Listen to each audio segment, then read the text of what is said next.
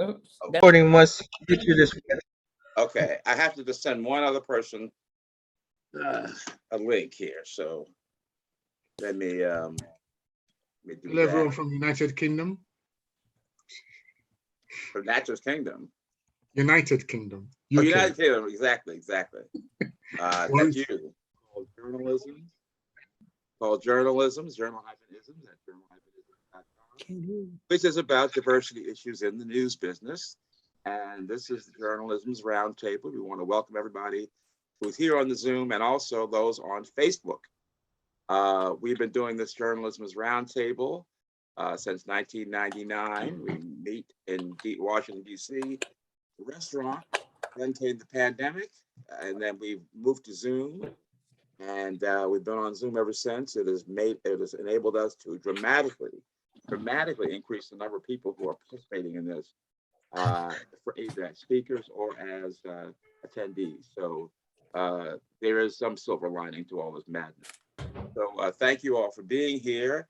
I wanted to make sure everybody knows about the chat room, because since we have so many people, a lot of our networking, and we're here to network and to learn, is going to take place in the chat room. So please put links in the chat room and ask questions in the chat room and do your networking there, since you'll have more time and space in that venue. So welcome, as I said. We usually, I want to introduce some special people here. We have some folks from Madison, Wisconsin. I wanted to just have them raise their hands. The reason they're here is because Madison, Wisconsin, they are planning a center for Black excellence and culture, because Frances Huntley Cooper has raised her hand, and we have some others who are expected here. The reason they're having that is because the Black folks in Madison feel that they are not, well, you can, Frances, why don't you say why you're doing this? Okay, good morning or good afternoon, everybody, or good evening. Okay, I'm Frances Huntley Cooper, and I'm co-chair of the Center for Black Excellence and Culture with Reverend Dr. Alex G. and Neil Heinen, both who should be joining this call shortly if they're not already on. And it's Reverend Dr. Alex G's, it's his vision, and we're in Wisconsin, you all. So there's little diversity, little opportunities for Black folks to come together, network, and support each other. So this center is going to offer a variety of options. It's going to be basically led by, and the programs and everything will be for Black folks, a place where we can assemble. One of the things Reverend G will talk about is how often Black folks are recruited for jobs here in the Madison area, or we attend the university, but we leave. And we need to make sure people feel comfortable when they come and they have a place to assemble and gather and talk about issues and support each other, from the economic, leadership, youth, adults, services, all of those targets or areas would be included. Okay, let me interrupt because we don't want to keep moving. So the reason that they're here, Bill Heinen, he was president of the National Conference of Editorial Writers, and he's in Madison. And he You're dipping in and out. Richard, oh, sorry. Can't hear you. Can you hear me Yes. now? Okay. Yes. I'm going to sit in the spot here. Okay. I said you must include some media training for young folks who want to be journalists, want to be cartoonists, want to tell stories and lead their communities in that way. And so that's why they're here, to find out more about that. And if you have suggestions as to how they can best do that, please message them in the chat room. Okay. Thank you, Richard. Thank you. Yes. All right. Now, next we have, there's some other cartoonists who are here. Is Mike Lukovich, is he here yet? Or Kevin necessary? Okay, well, they'll those later on. Okay. And of course, Gwen Maracana is here from Los Angeles. she's here. And so, Joe Young, are you here? I saw you sign in. Yes, pleasure to be here. Pleasure to meet everyone. All right, very good. You'll see his Hey, Richard. Yes. Richard, this is Mike Lukovich. I'm here. Oh, you're here. Good. Okay, good. All right. Well, we wanted to welcome you and to say we're glad you're here. Thank you. A lot of people may know Mike, this cartoons at the out of the Atlanta Journal and Constitution. So we're glad to have him. We're glad to have Joe. We're glad to have him. All right. Now, we usually start our sessions here by toasting people who have done things worthy of a toast. This time we're going to toast ourselves because we just announced this week that the Journal-isms and American University have entered a partnership, and we have Sam Fullwood, the dean of the School of Communication at AU, here. So raise your hand, Sam, or make yourself known. I don't know whether John Watson is here as well, but we wanted to let you know about that, and we would talk about that later on. We want to keep moving, but let's toast this new partnership. I put the link in the chat so that people who want to learn more about it can do so very quickly. So here's to our new partnership with American University. Some of our meetings, most of them actually, will take place from now when the pandemic permits at AU, because they have a media lab there that will enable us to have our meetings in person as well as on Zoom, be on Zoom. So that's that. Now we want to start off. I guess most people know about Storycorps, listening to NPR or other places. And in fact, I suggested to Francis and the other folks in Madison that they might want to seek some advice from Storycorps when they want to have young people telling their stories, because that's what they do. So we want to toast Sandra Clark from Philadelphia, who is now going to be the new CEO of Storycorps. So let's toast Sandra and ask Sandra what she plans to do. Congratulations, Sandra. Thank you. Thank you. It's an honor to be in this room. I'm toasting all of you from Philly as well. Thank you. Okay, what do you plan to do as CEO of Storycorps? Well, there's a small question. Right. Well, maybe I'll just start very quickly just to say why I'm going to Storycorps. I've spent my whole career, as I know everybody in this room has, fighting for the inclusion of voices of a diversity of people in journalism, and particularly from our own personal stories and our lived experiences. We're experts of our own experiences, and our voices are rarely heard in that realm. And so Storycorps is the reverse of all of that, which is that, Storycorps is nationwide. They really, capture personal stories of people in so many different kinds of experiences. Some of them are just stories that you want to pass down to your kids. Some of them are stories that, are about political divides, are about injustice, but they're from a very personal point of view. And the goal is to really, through these stories, come to a place of humanity, right? A place where we are deeply listening to each other, where we are taking lessons from personal experiences and hopefully, being inspired enough to create connections and to live them out in our daily lives. And so my goal with Storycorps, I truly believe Storycorps should be more than a product. It should be a movement. And if you listen to NPR, you're very familiar with Storycorps. I can't think of a single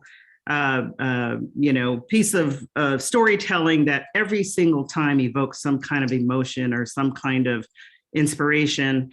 But if you're not in the NPR network, you might not know Storycorps, and that's my goal. My goal is to really take it to the people. Storycorps is about the people, and I think it is it is really important for us to make sure that those across the country, in neighborhoods and in community centers, in churches, know Storycorps, use Storycorps content, and contribute their own stories to the Storycorps archive. So I'm moving from local news for the first time in many, many years to a place where, I hope we can continue to, forge all the stuff that we're trying to do in journalism, but in a different kind of space. And I'm also going to just put in the chat a segment on 60 Minutes that on Storycorps that was a couple of weeks ago. And I don't know if you saw it, but if you didn't, I'm going to post it here. But thank you, thank you for the invitation to be here. All right, thank you, and congratulations once again. Thanks so much. We also have Michael Bolden here, who is has been in several positions at the Washington Post, San Francisco Chronicle, etc. And he is now going to lead the American Press Institute. And we want to congratulate and toast Michael, and then I also ask him what he has in mind for API. So congratulations, Michael. Thank you, Richard. Thanks for inviting me. And I'm delighted to see so many people I know. And if I don't know you, I look forward to getting to know you. This is a very exciting time, I think, in journalism and for the American Press Institute. And I think it's a critical juncture as well. The pandemic has accelerated all of the change that we have been experiencing, whether it be in the general workforce or in journalism itself. And it also has accelerated the need to improve our workplace cultures. And that's something that newsrooms have long neglected. So as I come into the American Press Institute, which helps newsrooms navigate both organizational change and industry change, one of the things that's going to be paramount to me is helping people and newsrooms figure out the culture piece. We want our newsrooms to be places where people want to work, especially now when we're experiencing the Great Resignation and so many people are questioning our institutions and what they're doing. And people are realizing that they don't need to be in newsrooms. This is especially critical at a time when we're employing so many new people who are often people of color in positions such as being developers and engineers and digital design and all of these things that are helping with the digital transition. And we want to make sure that we're able to keep these people in the industry. So as we navigate coming out of the pandemic, as we navigate these workforce changes, I want to say here and now, I know API has been doing work to help on diversity, but diversity is not an adjunct to anything else. Diversity is part of the core. It is tied into operations, and that is something we're going to help all of our partners in the newsroom, excuse me, my dog all of a sudden wants to be part of the experience. But we want to make sure that it is absolutely at the center of everything we do and at the center of what we're helping newsrooms navigate. So that's my mission. And I look forward to connecting with anybody who wants to join with us in helping make that change. Very good. Thank you, Michael. I'm seeing that more people are having difficulty because of that errant link. So they'll be joining us soon. Richard, can I ask Michael a question? Yes, please. Was that Gracie or Gabby who just jumped on you? That was Gabby. Gabby's the little one. She's about 9 months, and Grace is actually on the floor asleep. You can just see her behind me. So. Okay. All right. While I'm letting people in, I do want to set the stage for our conversation about Cartoonists of Color by letting us know, by introducing, I should say, Josh Neufeld, who is a participant in a genre that is called comics journalism. So I'd like to have Josh tell us what comics journalism is. Josh, take it away. Well, thank you very much. It's really an honor to be part of this roundtable. So comics journalism is what it sounds like. It's journalism, but in comics form. It's part of a new wave, I guess, in the last 20 years, where there's been a whole a bunch of cartoonists who've been changing the perception of sort of what people think comics can be. They don't have to always be humorous or fanciful or about superheroes or funny animals. They really can be about anything. It's an offshoot of nonfiction comics and autobiographical comics, and it really owes its primacy, I would say, to Joe Sacco, who was a huge influence on me. Hopefully you guys know his work, such as Palestine or Safe Area Garajda, where he goes to areas of conflict, reports the stories just the way a real journalist does, and does tons of interviews and first-person, anecdotes and stories, and takes tons of photos, and then draws the experiences, both his experiences as the interlocutor and also those of the people whose stories he's telling. And I really owe my entry into the field to Joe Sacker's work, but there's lots of other comics journalists out there, and stories of comics journalism have been published in major media outlets: New York Times, Boston Globe, San Francisco Chronicle, Washington Post, Columbia Journalism Review, and it's the stories you see, the word balloons that the characters are saying are real quotes, actual quotes. Everything's fact checked and done in all the ways that journalism is done. The only added subjective element is that we're drawing our characters and hoping that the reader gives us that allowance of that element of creativity or creative license, but trust that the stories we're telling and the people we're talking to are real people and they're real events. Happy to talk more Tell us about about it. some of the cartoons that you've comics journal you've done that affects people of color. For example, I saw one about the disparities in COVID treatment. Talk a little bit about that, if you would. Sure. So at the end of 2020, I did a story called Tale of Two Pandemics, which was an interview with three doctors and researchers who all happen to be women of color, who were writing a piece about the historical inequities in healthcare, particularly related to pandemics. And they had done a piece on the 1918 influenza pandemic and sort of the perpetuation of stereotypes about Black immunity to that flu, and the parallels that were going on, especially early on in the COVID-19 pandemic.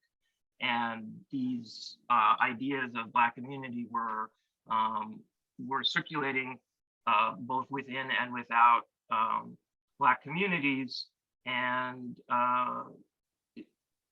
there's a lot of evidence to show that these sorts of ideas have been propagated by the white medical establishment and certain politicians and government groups that would benefit from this sort of misinformation.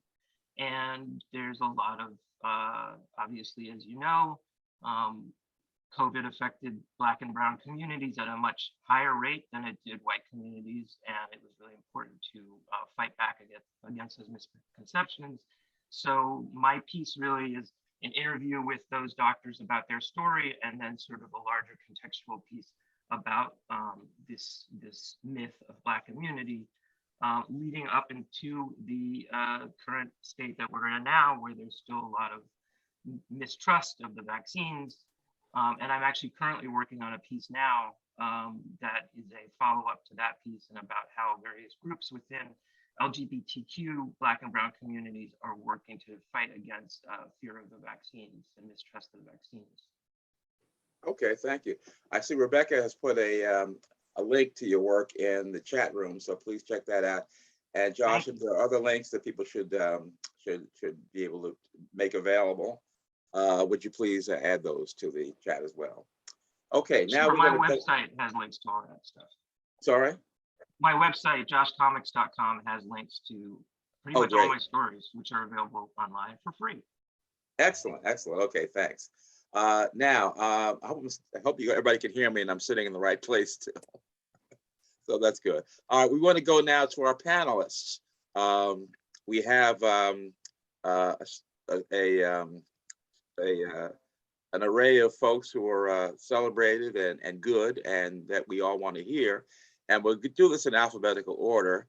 I want to ask all of our panelists to stick to 3 minutes, somewhat 3 minutes, and tell us how their ethnicity has affected their work. what effect does your identity have on what you draw? So we'll go with Lalo Alcaraz, my old buddy, first. Lalo, take it away, please. Hey, good morning, good afternoon, good evening, everyone. Really an honor to be here. Thank you for having this and including us in this panel roundtable. Yeah, the one good thing that the pandemic did is somehow bring people together while we can't be together. So that's kind of cool. I've met so many new people through my computer. So I'm a political cartoonist. I also do, I'm syndicated editorial cartoonist with Andrews McMeel Universal. Well, formerly that, it's Andrews McMeel Syndicate. And I also draw a daily comic strip called La Cucaracha for them. My background and where I grew up informs everything I do. I work in cartooning, editorial cartooning. I work in the daily comic strip world. I work in journalism. I work in television and Hollywood. I work at Nickelodeon right now, and I've worked for many shows and for Pixar on Coco. And it informs everything I do. I'm also a cultural consultant in those terms. It's, I grew up seeing my parents being mistreated, bottom line. And I understood somehow as a kid what, I didn't understand why, but I understood that we were as Mexican immigrants, my parents were mistreated. And as myself, as first generation Mexican-American, Chicano, I was treated exactly the same as they were. There was no distinction made. So that kind of sharpened my sense of injustice. And I hope I did not go over 3 minutes. I want to say real quick about COVID. I am working right now with my production company with the state of California Department of Public Health and also Arizona State University and doing a campaign against COVID misinformation in the Latino community, primarily in the farm worker campesino community of the Central Valley of California. And I am going to be pasting different animations that we're doing. And right now, the first one I'm pasting in the chat is called Super Vaccine Vato. If you want to see how my background informs my artwork, there you go. So it's a pretty crazy cartoon. Excellent. Okay, thank you, Lalo. Now we have Ray Billingsley, who, as I said earlier, it was his idea to have this meeting, since he said that we toasted him last roundtable for being named the Cartoonist of the Year by the National Cartoonist Society. And in talking with Ray then, he said, well, I'd always wanted to meet some of the other cartoonists, but we never were able to find the right time. So we followed up on that, and here we are. And Ray, take it away. How does your background affect what you do? Oh, first of all, thank you for inviting me for the second time. And I'm glad to see so many cartoonists of color. This isn't something that I see very much, especially with the National Cartoonist Society. That's maybe about 3 or 4 of us. So it's just an honor to be here among so many others. In terms of cartooning and where I came from, I'm really the product of a dysfunctional family who really did not care much for cartooning. And what I did was I sort of started drawing as an escape. And at a young age, I was 12 years old, I happened to catch on with a magazine and start selling. And I've been in the business ever since. So this has been a decades long career. And I have always tried to touch on everything I could. I did animation, I did greeting cards, advertising, anything I did. I just had that sort of creativity in my head just to do art. And it sort of kept me away from all the bad things of Harlem and of my family. And I was saved by the artwork. What I tried to bring always was this different voice, because when I started off in the 60s, there was very little representation at all. And you have another cartoonist on the panel here, Walt Carr. He understands also, because we're like two of the last of this group that started way back then. And it was always a hard sell. Hard as hell to try to get people to look at your stuff, hard to even try to sell it. But it was basically our love for the genre that made us keep pushing. Of course, it was not a job to make money. It was just for love. And that is the reason why I'm here today. It was just because of my love for people and to get a different voice out. Like Josh was saying, mine is not a strip that deals with talking ducks and, you know, thinking cats and things like that. It's not always humor. There's a lot of things that I really touch upon that are society driven. And that makes it even harder because there's very little people to draw from. And of course, I'm also I'm also under a lot of barrage from people who say I'm talking about the wrong thing. But what they don't realize is that I'm talking about things from a Black perspective. And that's the only way I know how. I just can't do it any other way. I try to do it to make the people happy, but I try to make my people proud. So with that, what? I just got another mic. Somebody who'd want radio. What's that? I think Sharon Farmer's mic is on. Oh, okay.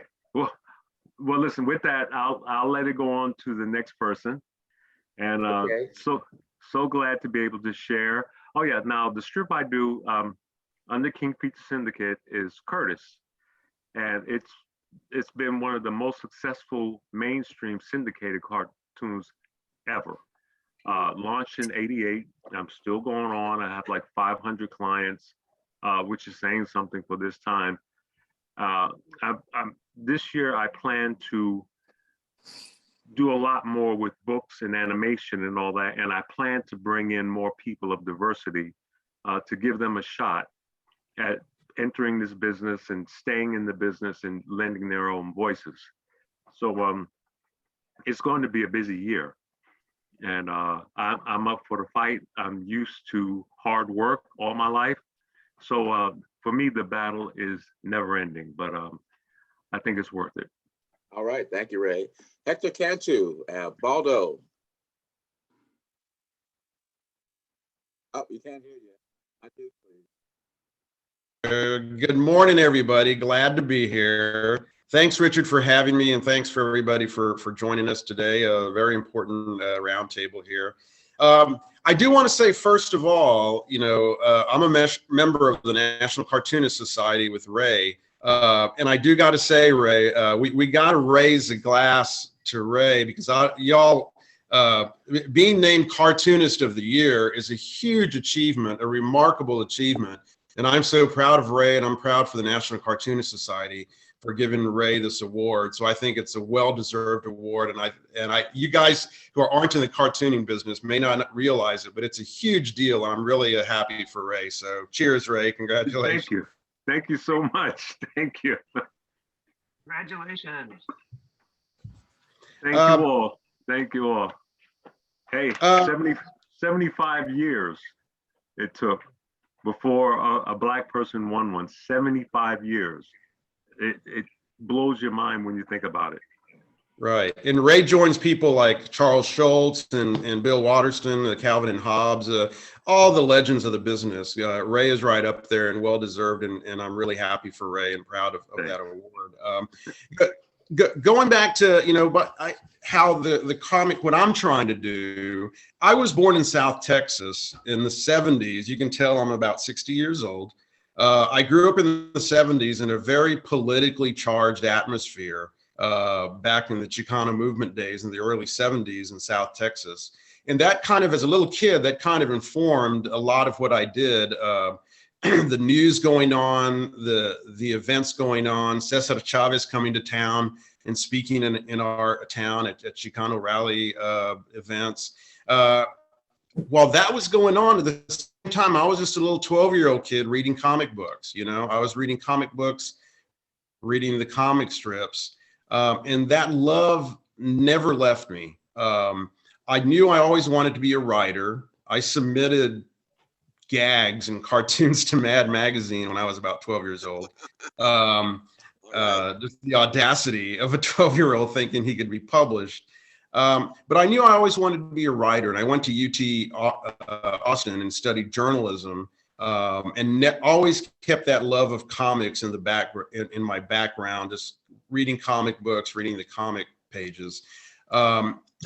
Until the late 90s, when I decided, you know, I've been writing for all these other sections of the newspaper, why not give a shot to write for the comics pages? So a buddy of mine, Carlos Castellanos, and I, we put a package together and we sent it out to the syndicates, and we were accepted. And we were one of the most successful launches when we came out in 2000. We came out in about close to 100 newspapers. Today, we're in more than 200 newspapers, including the Washington Post in California and Texas and Florida and Colorado, coast to coast. Baldo is pretty much in about more than 200 newspapers. So I'm very proud of them. It's very interesting how you guys were talking earlier, just real quickly, as to how that informs what I do. As a journalist, and I'm going to share this screen with you guys, if we can see that. As a journalist, I've always dipped into my journalistic background to talk about issues in the comic strip. Several years back, I did some research on Latinos who served in World War II, and I went ahead and did kind of like this historical fiction, but kind of based on truth.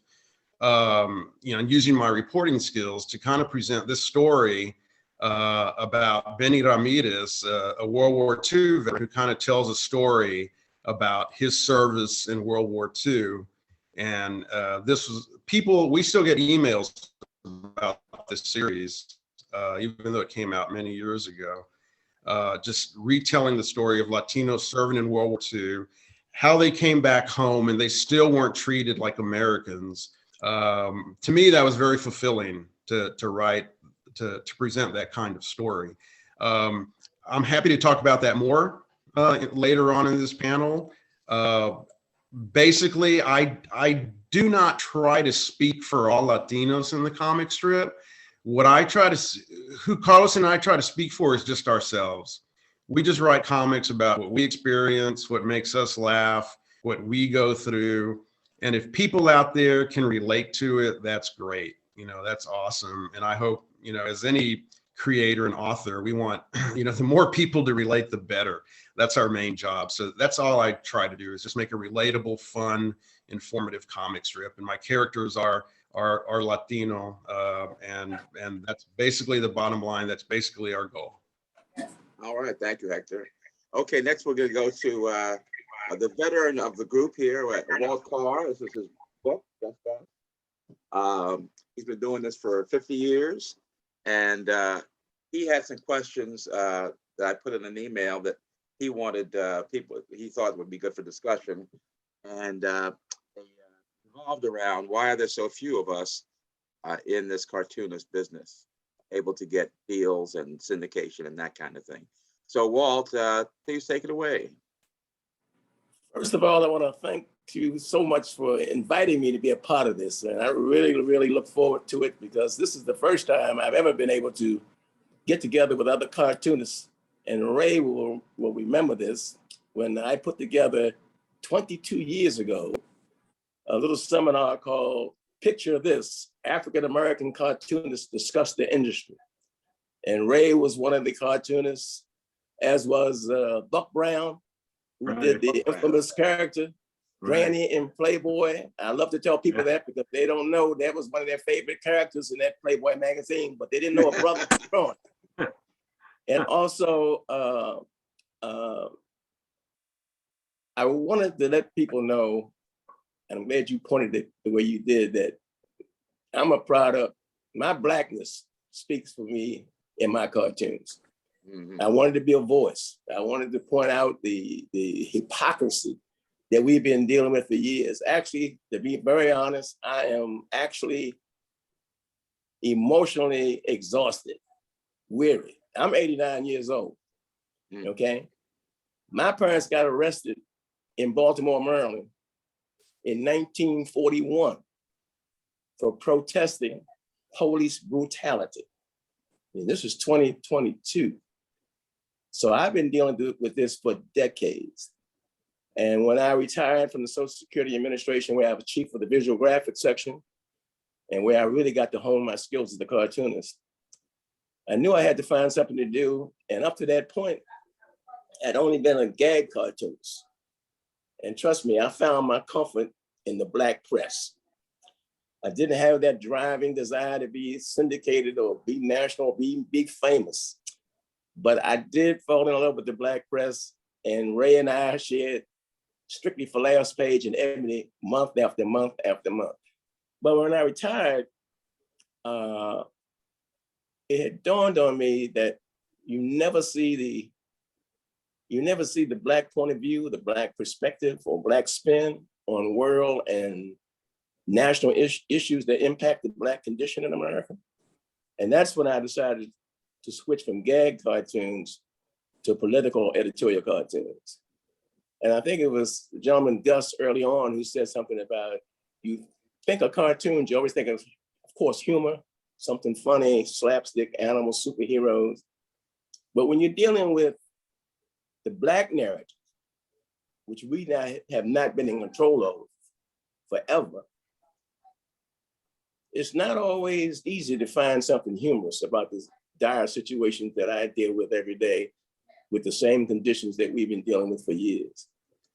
And so if I can't get a big laugh or slap on the leg or smile, I hope I've at least informed you, educated you, and perhaps even inspired you to be a better person, and to pick up that John Lewis adage, if you see something, say something. Quitting is not an option. I sign all my books, The Struggle Continues. I wish it was original, but I stole that from Frederick Douglass, but I don't think he would mind. But it's important that we do speak out. I was really intrigued by this comics journalism. I think that speaks to it, that you're talking about conditions that people are dealing with for decades. People of color, Black and brown people, Latinos, Hispanics.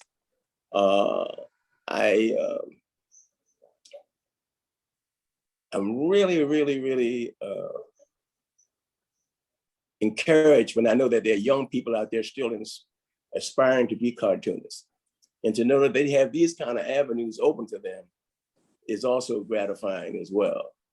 I was just fortunate enough, unlike Ray, to have some parents who really encouraged me. I got recommended for art classes, and when I was in high school in Philly, but the classes were on Saturday at the museum, and I didn't want to go. I wanted to be in that schoolyard playing ball, but my parents said, oh no, you going. I went for 2 years, and I'm so glad I did. And I just love to see us be in a position to encourage and inspire young people, be it cartoons or whatever, but to stay focused and do the work. Do the work. Education was big. I would have never gone to college because my parents could not afford it, but my grandfather paid for both my sister and I to go to college. And of course, I thought as a manager of a Black movie in East Baltimore, that all the money I saw on Schiffer Road when I would pick up my car fare to go to school, I thought that was movie money, but I found out he was in the numbers game. But that was enough to, his largest allowed my sister and I to go to school. So that's just who I am. We're gonna have to pick that up later on. We want to move on to Barbara Brandon Croft. Barbara, how does your background influence what you do? Hi, everybody. So it's very cool to be here with everybody. I am very honored to be a part of all this. If you guys don't know who I am, my name's Barbara Brandon Croft. I had a comic strip called Where I'm Coming From. So there you go. It was from a Black woman's perspective. That's what it was. But I was fortunate enough to be the first Black woman to be nationally syndicated in the mainstream press. Not the first Black woman cartoonist, because that honor goes to Jackie Orms, who was back in the 30s, 40s, 50s. She did Torchy Brown.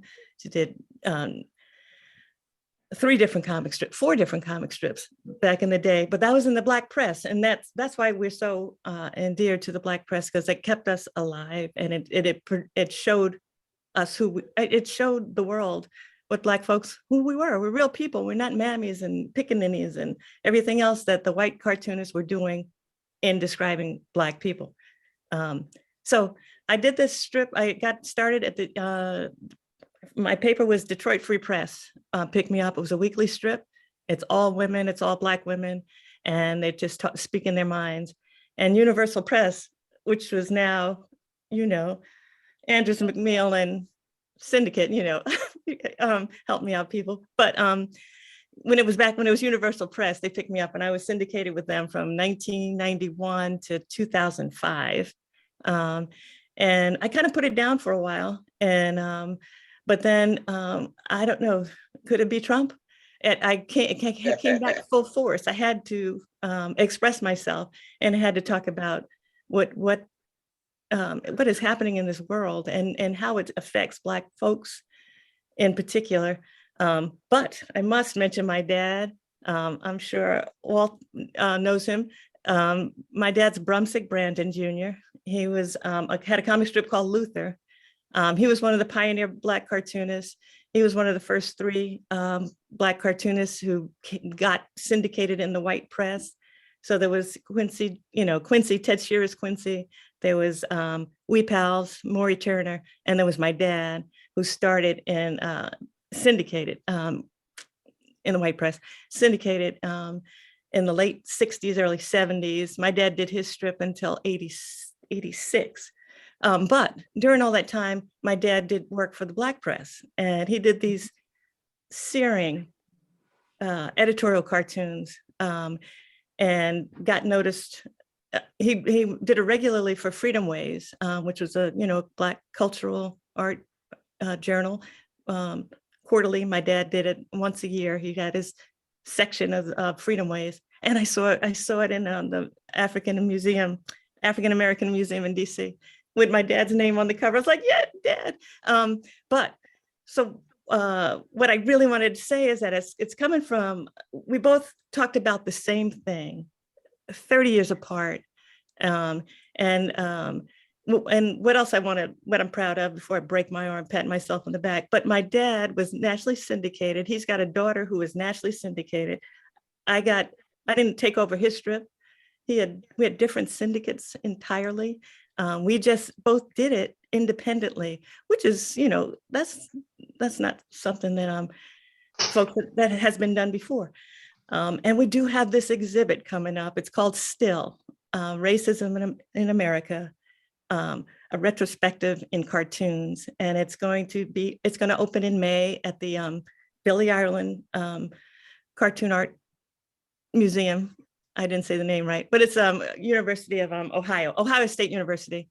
And I'm very proud of that. And it's coming up, it's opening in May, and it does precisely what we're talking about, how it's all these years and nothing's really changed. And we talk about the same thing 30 years apart. So, and yeah. Okay, that's what I wanted to say. You have some cartoons that you can share later on. I can share them later on, yeah. Yeah, that's what people can see. Now, yeah. Rob King messaged that he might be not able to get here because he is in Vermont. I'm here. And I'm here. Oh, you're here? Yay! Okay, Rob, take it away. It's your turn. All right. So first of all, I cannot believe that I'm finally seeing Ray Billingsley and Walt Carr and Barbara Brandon. I mean, Brumsick Brandon Jr., for my first 24 years of my life, I wanted to be among your community. That's the only thing I ever wanted to be. as it happens, I have a different job that has nothing to do with cartooning right now. And I think the thing I want to talk about is, first of all, the joy that all of these cartoonists gave me. There was a cartoon Walt Carr did that I will never forget. That was in Ebony on the back page. It was like at a football, I guess it was like a rookie training camp. Two coaches are talking to each other and they were saying that kid over there looks like he might be trouble. And it was a wide receiver who had wings on his feet. And it was drawn so beautifully. I was like, oh my God, this is what I have to do. And when I was first starting out in high school and college doing cartoons, I used to draw Rob King like Walt Carr. Like I wanted my letters to look like Walt Carr. So I started out, that's all I ever really wanted to be. And I was a working cartoonist for quite some time. I said yes to the first job that said that they would let me pay me to do cartoons. Was in Danville, Illinois, about 3 blocks from the middle of nowhere. And I was there a year, 2 weeks, and 3 days, suffering for my craft. But I got to do editorial cartoons and single panel cartoons. And then eventually I changed jobs. I was in a newspaper, career on the newspaper path. A mentor named Alice Bonner told me, listen, I love that you want to be a cartoonist, but there are too few of us in newsrooms for you to go into your office, draw your little cartoon and to go home and not help anybody else out or affect anybody else. So almost from the minute I started my cartooning career, I had the sense that I had to kind of find something else to do to have a bigger impact on other people.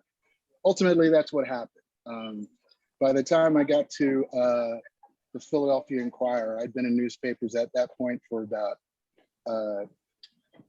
12 years. I had a comic strip for 6 years. I'm going to try to share my screen really quickly so you can see that I am legit.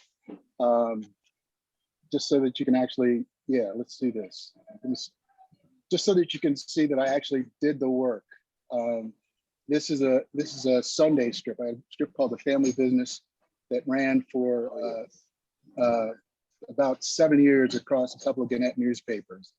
And I loved it. In fact, doing Sunday strips, I had to have the finished Sundays sent off to Buffalo, New York for Eagle Publishing so they could make the comic strips. And the deadline was Monday night. So that always meant that like while Monday Night Football was on, I would get panicky because I was meeting deadline. And I am at this point, I work at ESPN and I'm responsible for things that happen on Monday Night Football.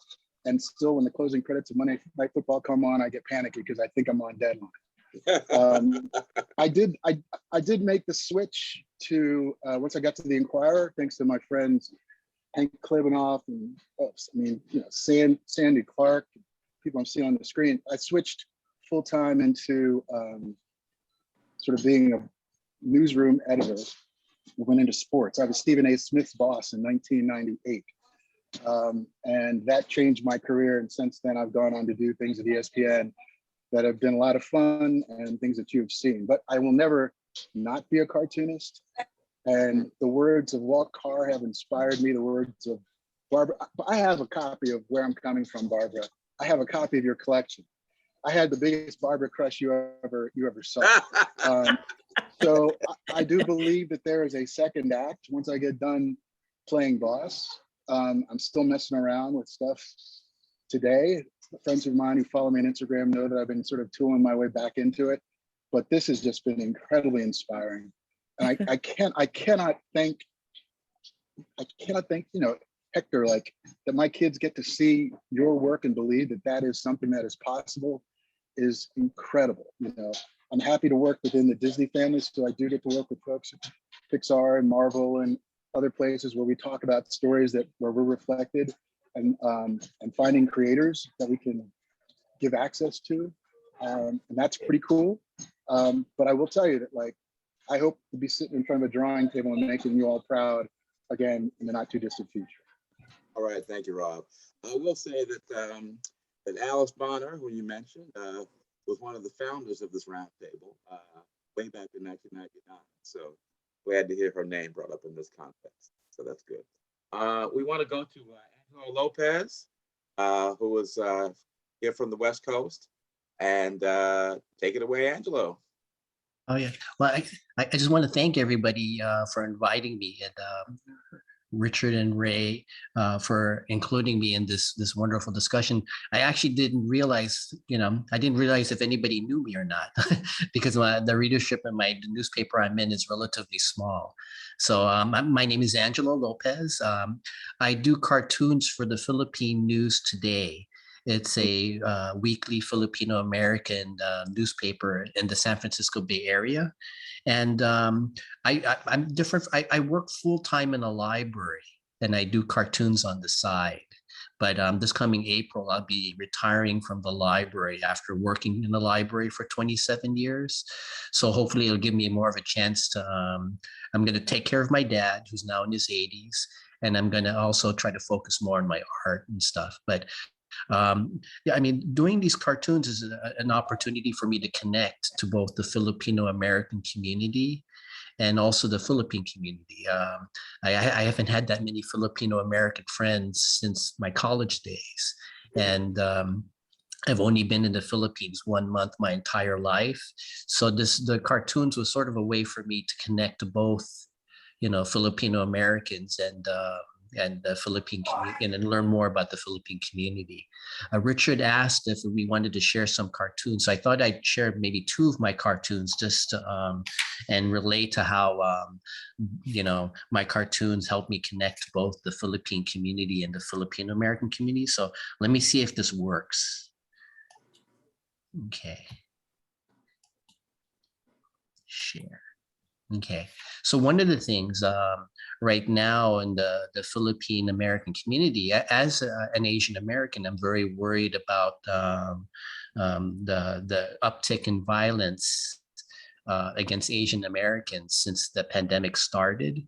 But this is if you look in American history, there's a long strand of anti-Asian violence. So Chinese Exclusion Act, the Watsonville riots. It's a sad moment in Filipino-American history where in 1930, for about a week, a white mob attacked the Filipino-American community because some Filipino-Americans danced with white women in a dance. So the Japanese-American internment, Vincent Chin. Where was that? Where can was you hear that? me? Oh, Yeah, Vincent. I can hear you. What city was that in where they attacked the Filipino-American? Watsonville, California. Okay. Yeah, it was and what's ironic about that is now I'm married to a white woman who's from Watsonville. So and there's a lot of irony in that and stuff. But she's a wonderful woman and she had nothing to do with what happened in 1930. So Vincent Chin was a Chinese American in the 1980s who was killed by some auto workers because they thought he was Japanese American. And in the 1980s, there was a lot of anti-Japanese sentiment. In 9/11, Asian Americans from Southeast Asia who were either Muslim or were mistaken for Muslim were harassed. So, one of my concerns is making sure that Asian Americans are, the Asian American issues are brought out in front. So the next cartoon. In the Philippines, since I've only been in the Philippines 1 month my entire life, I have had to do a lot of research, and I do feel a lot more knowledgeable now. But I've been kind of scared because in the Philippines there's been a president, Rodrigo Duterte, and he's been giving the police impunity to kill people who are only suspected of crimes in order to supposedly control this drug problem. And so, and if he's told citizens that if the police are not around, that you can kill the drug suspect yourselves. So 27,000 people have been killed since 2016, a third of them by the police, two-thirds of them by vigilantes. And it's not only drug suspects who are getting killed, it's anybody who's been criticizing extrajudicial killings. So, So 22 journalists have been killed. 65 lawyers, prosecutors, and judges have been killed. 10 mayors have been killed. 17 vice mayors have been killed. And 16 priests, ministers, and church workers have been killed. And they've all been killed because they've criticized the Duterte government. So, I'm learning more about both the Philippine community and the Filipino American community, but learning about it gets me scared because there's a lot of bad things going on. But I feel like my cartoons isn't, like the rest of the cartoonists. I'm trying to use my cartoons, to speak out for those who have no voice. That's a thing that's sort of a mantra of most political cartoonists, to speak out for those who have no voice, to comfort the afflicted and afflict the comfortable. And that's what I try to do with my cartoons. So I'm hoping this is under 3 minutes. So I'm going to stop for now, and I'll stop sharing. And but yeah, I want to thank you all for including me on this talk. So thank you. Thank you, Angelo, and good luck. We have Marty Two Bowls. I saw him sign in. Marty, are you there? Yeah, I'm here. There you are. Good. Okay, please introduce yourself and tell us how you achieved.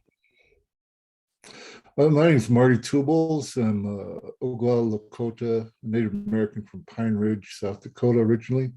Currently living in Santa Fe, but my roots are there, and the paper that carries my work is there. I also do UClick with my syndication stuff, and basically just a freelancer. But I'm a working artist, and I kind of do cartooning and stuff on the side thing because it interests me. I'm able to reach a lot more people that way with the views of my people, the Oglalas. So when I do editorials, it's from the Native American perspective. I was in newspapers most of my career as a graphics editor, and I found that people don't like to read at all, really, but they look at a cartoon, and I reach more people through a cartoon than I would if I sat down and did an editorial and had it typed up and sent out. Well, anyway, What are the big issues? Oh, go ahead. Like I said, what are the big issues that you're dealing with right now? Well, the big issues, of course, is affecting all of us, which is COVID, and trying to get information out to people that how dangerous this really is. There's a South Dakota. They only have some 800,000 people, so the numbers seem real low. So they're real confident and they're real arrogant about it. And I just like to try to get people to understand how deadly this is. I lost 3 aunties to this who died before their time. And we lost a lot of cultural, the older people are affected. So of course we lose all the culture and all the language and the knowledge went with these people as well. So it's almost like a genocide. So Native Americans take it real seriously because we have that history, with smallpox and whatnot that was used to decimate our numbers. So I just try to keep it on the forefront and, keep people active in some way. Right. Okay. Thank you, Marty. Joe Young, we have time to squeeze you in briefly. Okay, well, again, it's a pleasure to be here. Some of the legends, I talk to Walt sometimes to be on the phone. When I started out, there wasn't a lot of Black cartoonists, but I would go to Strictly for Laughs and see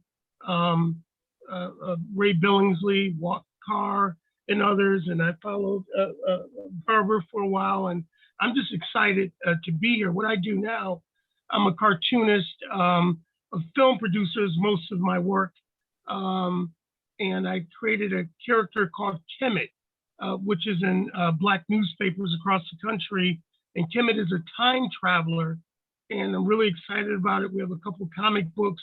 We're doing animation. We got a grant from the National Black Journalists Association to do COVID. And I'm just excited to be here and learning to grow. And kudos to you, Mr. Prince, for putting on this platform. And I want to use some of do a lot of animation as well. I just finished the animation with Smokey Robinson on his Black American poem. Is going into the festivals, and then him and I are working on an animated series. And so I'm just wait.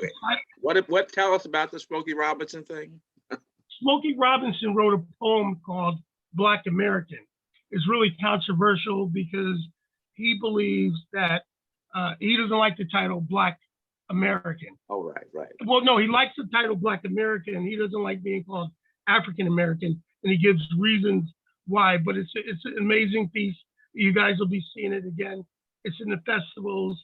NBC Universal reached out to us to do something, but so all that stuff is coming out, and I want to get more involved. I think I have a knack for producing, so I want to do more things. Walt and I talked about maybe doing a big exhibit at the National Museum or whichever museum. I know there's another museum. I want to try to make that. So I'm just trying to learn and use my skills to push forward Black comic art. And I appreciate you giving me the opportunity to be here. Okay, thank you very much, Joe. Okay, we're going to go to questions now, but I want to take questions first from other cartoonists in the room. If they have any questions for our panel, I want to just say something. So Gwen or Mike Lukovich or Kevin Necessary or anyone else who's a cartoonist, this is a time to say something. No? Okay. Well, that's all right. okay. Richard, yes. This is Walt. Yes. Listen, the strip that Joe Young has, Kemet, is a must-see for all kids, Black kids in particular. It's an activity page, and it goes deep into our history, which is one of the things that bugs me the most about our people not knowing our history. I used to say young people, but it's not just young Black people. A lot of adults don't know our history and don't want to be curious enough to probe it. But his activity sheet, Kemet, is a must-see. It's in Black papers, but it ought to be in all papers because you see our history, and it's beautifully done. I just want to give a shout out to Joe. All right, thank you. I see Sidney Wilkinson is. Walt, I'm going to cash app you for the PR work. Okay. All right. I see Sidney Wilkinson is here with her hand up. Welcome, Sidney. She is a longtime cartoonist with the Philadelphia Daily News. Hi, and thanks for letting me sit in. This is really fantastic to hear. I feel like I'm eavesdropping, so really appreciate being included. I was interested, somebody in the chat said something about drawing Black skin in comics, and I was wondering what you guys think, both for yourselves, but also how white cartoonists draw Black people. What's your, how do you think it's changed, and if it has, and any advice for the paler among us? Have some. Actually, for anyone that's non-Black, if you're going to draw something about a Black person, you really ought to research what you're doing. What I basically see from non-Blacks are almost like empty shells, characters without personality. There's a lot more into a Black character than they think.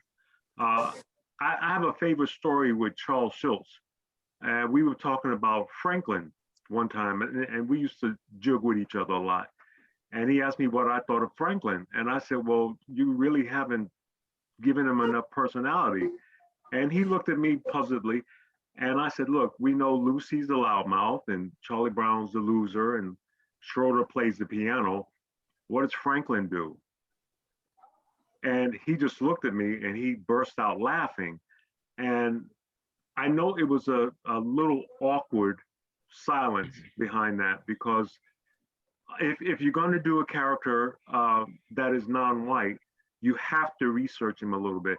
Give him a little bit also, you know, like the characteristics, some of the hair, maybe lips. Most people seem like they're afraid to, sorry about that. That's the fire department joyriding up and down here. They do it every day. There's no fires here in Stanford, but they just ride by. They even smoke. But getting back to it, I think the representation of Blacks needs to be a little deeper. In my doing Curtis, I rarely do white characters because I don't know what it's like to be white. I don't know the little things about being white that makes a person white. So I don't do them.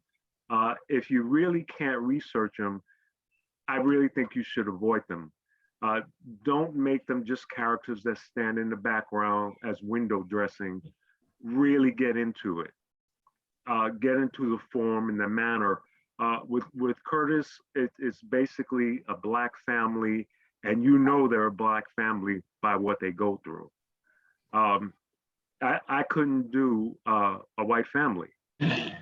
So that's what I'm saying. Just do a little research. It could be fun research, and just get a little deeper into it. Okay, thanks, Ray. Any other questions from the cartoonists or anyone else? I was going to add something. Oh, sorry. Go ahead, Barbara. Go ahead.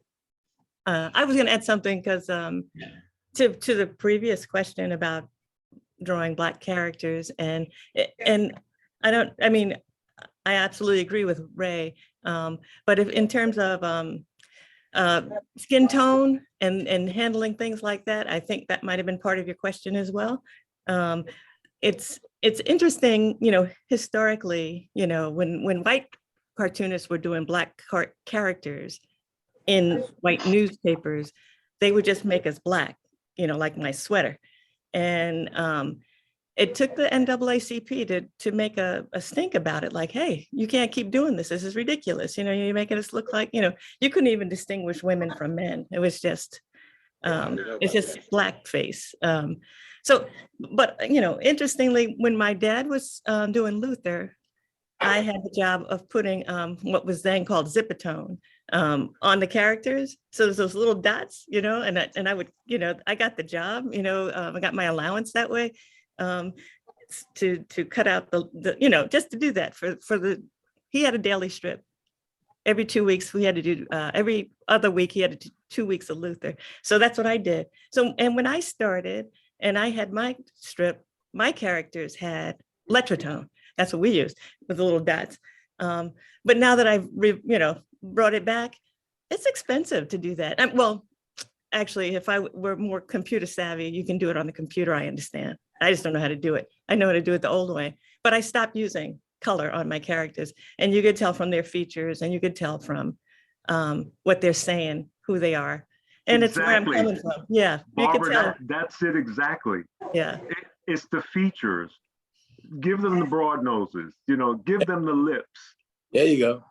Get into That's what it we have. deeper. We have See, broad I noses and don't- lips. Yes. I had purposely not used Zipatone only because, well, I'm a little bit lazy.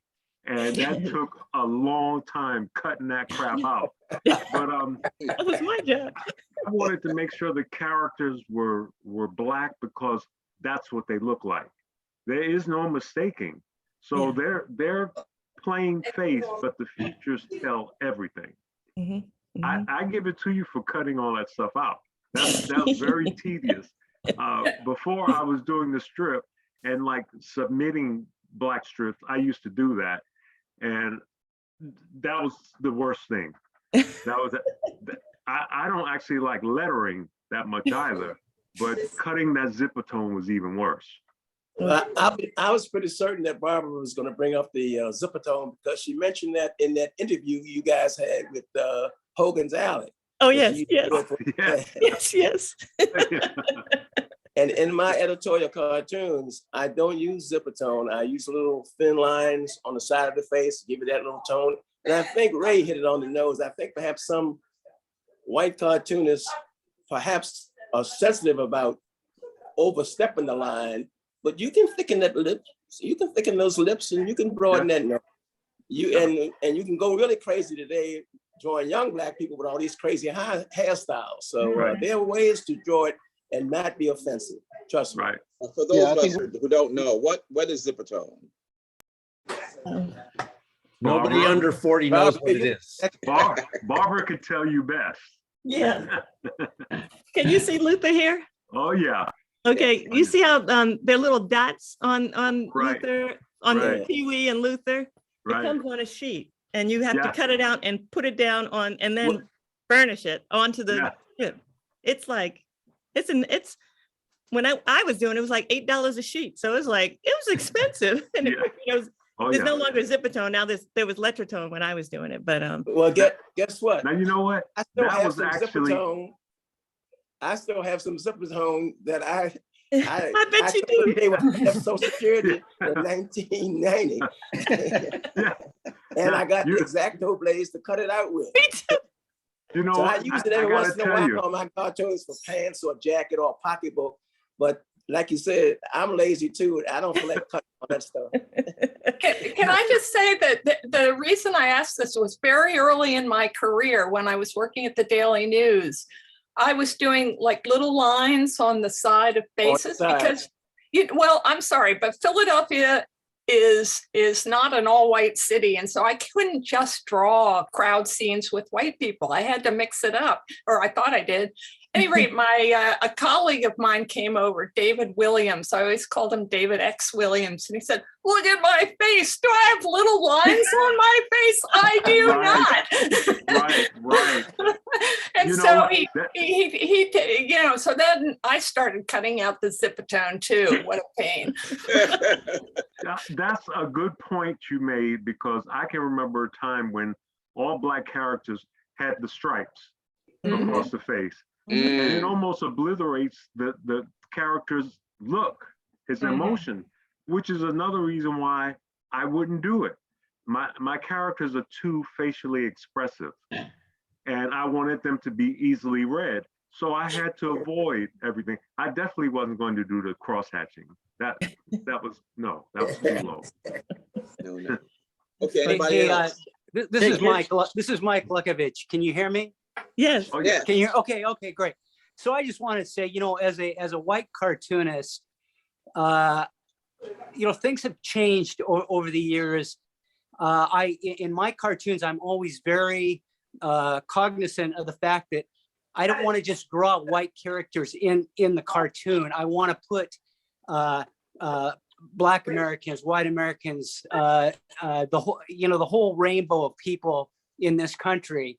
And that wasn't as big a deal, to be honest with you, years ago as a cartoonist. I didn't really think about it that much, but now I really do. And I always feel like, okay, I need to put the entirety of America in my cartoons. And I think that I was talking to another cartoonist friend of mine, Walt Handelsman, and just the other day, and he was saying, that's exactly the way I feel too. America is. I know at times it seems like we're going backwards, and we are in some ways, but we're also moving forward because, we're viewing all Americans as important and as part of America. And anyways, I don't know what I'm even saying there, but I just wanted to put that out there if it makes any sense at all. The only thing I would say to that is that it's really important to do the work with a sense of authenticity rather than performance. Going back to the story that Ray tells about talking to Charles Schultz, when I draw, or when I drew all the time, I looked at it exactly the opposite way, which, if I was going to put a white person in, they had to be there for a reason. If I was going to put somebody who wasn't in the family, because my script was set in a Black-owned barbershop, right? So every character, every position had to be there to do something. And as cartoonists, we all know that, like, in that limited piece of paper, every item has to be put in a place in order to draw the eye to a specific place that's going to lead to a story or a joke or what have you. So like, it's not just really about crowd scenes. It's literally about what are you authentically trying to do by depicting people, other than say, I'm aware that there are more than just white people in the world. Like, it's still cartooning. Cartooning is still a science. You know, happily I get to look at it from this distance, but it's still a science of specificity and precision. And even when you're trying to do the right thing, you know, you got to do it in such a way that it means something, rather than just, you know, having like in the old First Incredibles movie, having all the background characters look exactly the same. That's just, you know, that's just kind of machine work. This is more than that. Exactly. Chevry, you have some questions from Facebook people. One question to Marty Two Bulls. The person is Rob Capricio, and he says there was some controversy about the 2021 Pulitzer Prize committee not selecting a winner in his category. Thus, Marty and two of his colleagues were chosen to be finalists. No winner was chosen, and that hasn't happened very often before. Were you upset that a winner wasn't chosen? And are you submitting again this year? And do you think it could help to have a native on the committee this year? Mark Trahant, perhaps? Interesting question. Well, of course, me and Lalo are both in the same boat on this one. And, you know, I don't know why they didn't choose a winner, but really it's their contest. You know, as cartoonists, you know, we are business people. You know, and these awards are something that we need for notoriety or to get our stuff out there to the general public. So it's kind of like a business thing that we have to do throughout the years. So yeah, I will submit. I mean, the deadline's a couple days from now, but I'll get mine in. As to the board, you know, I believe they should have more cartoonists on the board. It seems to me a lot of them were writers, editors, and people that came up through the newsroom.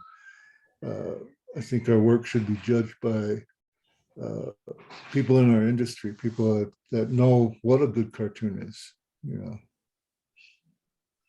Okay. Can I say something on that also? Yeah, it was, I think you know, our colleagues appreciate our work, and we had 3 great finalists last year.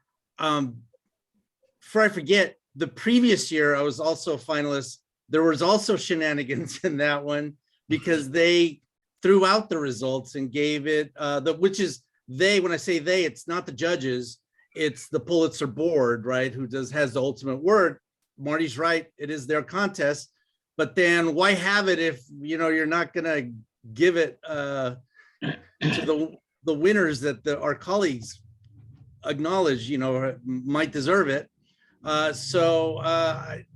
both times it was kind of, you know, given to, well, the first one was given to someone that's in the orbit of a lot of these, the board people, you know, the New York illustration orbit, you know, and that's fine. It was a great winner. I mean, we're all good, you know, we all believe in this, you know, we all gave our lives for cartooning, really. I mean, I'm here, I'd like to share, I'm here drawing a Mitch McConnell cartoon right now. Wow. As we speak, because I gotta get my Pulitzer packet in and everything else, I'm busy. Yeah, I don't know, it's beyond our control, I guess. All we could do is keep submitting good work. And then this year, I don't know if anybody has any comments, they changed the category. I think it's a signal. I was like, oh no, I broke the Pulitzers. They changed the name of the category to whatever it is, journalistic illustration and commentary. And editorial cartoonists were cut down another notch, or we're just in the description now, the log line, not in the title of the awards. So I don't know. All I could do, I can't control those people. All I could do is keep doing my best work. Okay, all right, the last, three last questions, Gwen, Jim Ascendio, and Signe, and then we'll go to introductions. Thanks, Richard. I'm just so inspired by today's discussion and just really excited to meet all these cartoonists. I was particularly inspired by the support of the Black press for cartoonists. I'm senior editor of the Rafushimpa, which is the last kind of Japanese American daily newspaper, and I do cartooning on the side. And I think cartoons are what really get people to buy newspapers. You know, we're talking a lot about media sustainability and how do we keep these small community newspapers going? And I'm just curious, for cartoonists, are you finding during this era that you're getting more work? Is cartooning kind of, you know, because I think for newspapers, we need to have great content and diverse content. And I'm just curious how cartoonists see that. So that's my question. I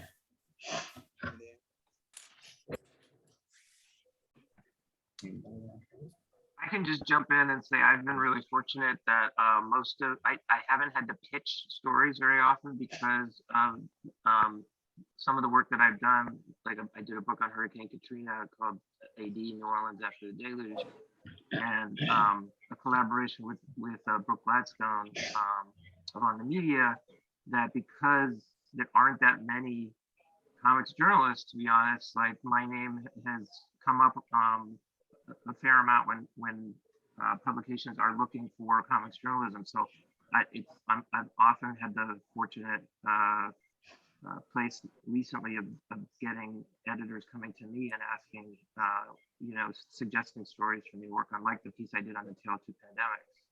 So I've been very fortunate in that regard, and it's a lot less stressful not having to come up with pitches going the other way. So at least in comics journalism, there's definitely been an increase in interest, feeling like that's a legitimate form of journalism. Can I say real quick, I've branched out into health, you know, graphics and, you know, bringing awareness, fighting misinformation, the vaccine with animation and with cartoons and cultural imagery. And I think I want to echo what Josh just said, because the public health people already know what they want. They already have their need.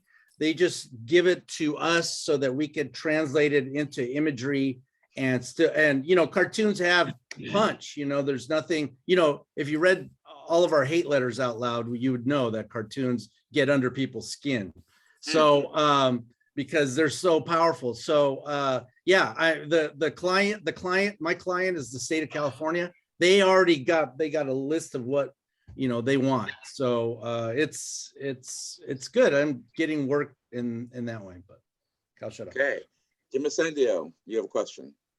Yes, specifically Barbara, Ray, and Walt. Could you tell us, over the arc of what you've been doing, has the feedback from your editors or publishers and public changed over the years, where they're more in tune or they understand more of what you're trying to do? That was me, right? You asked me to? Yeah. Okay, just making sure. So when I was with Universal Press, so that was from 91 to 2005. I have to say that Universal Press was very encouraging as far as what I did, because I think when I started, because this comes from a Black woman's perspective, and when I first started, I did it was more social commentary than political. And, you know, Lee Salem, who was the editorial director, kept encouraging me to do more political things.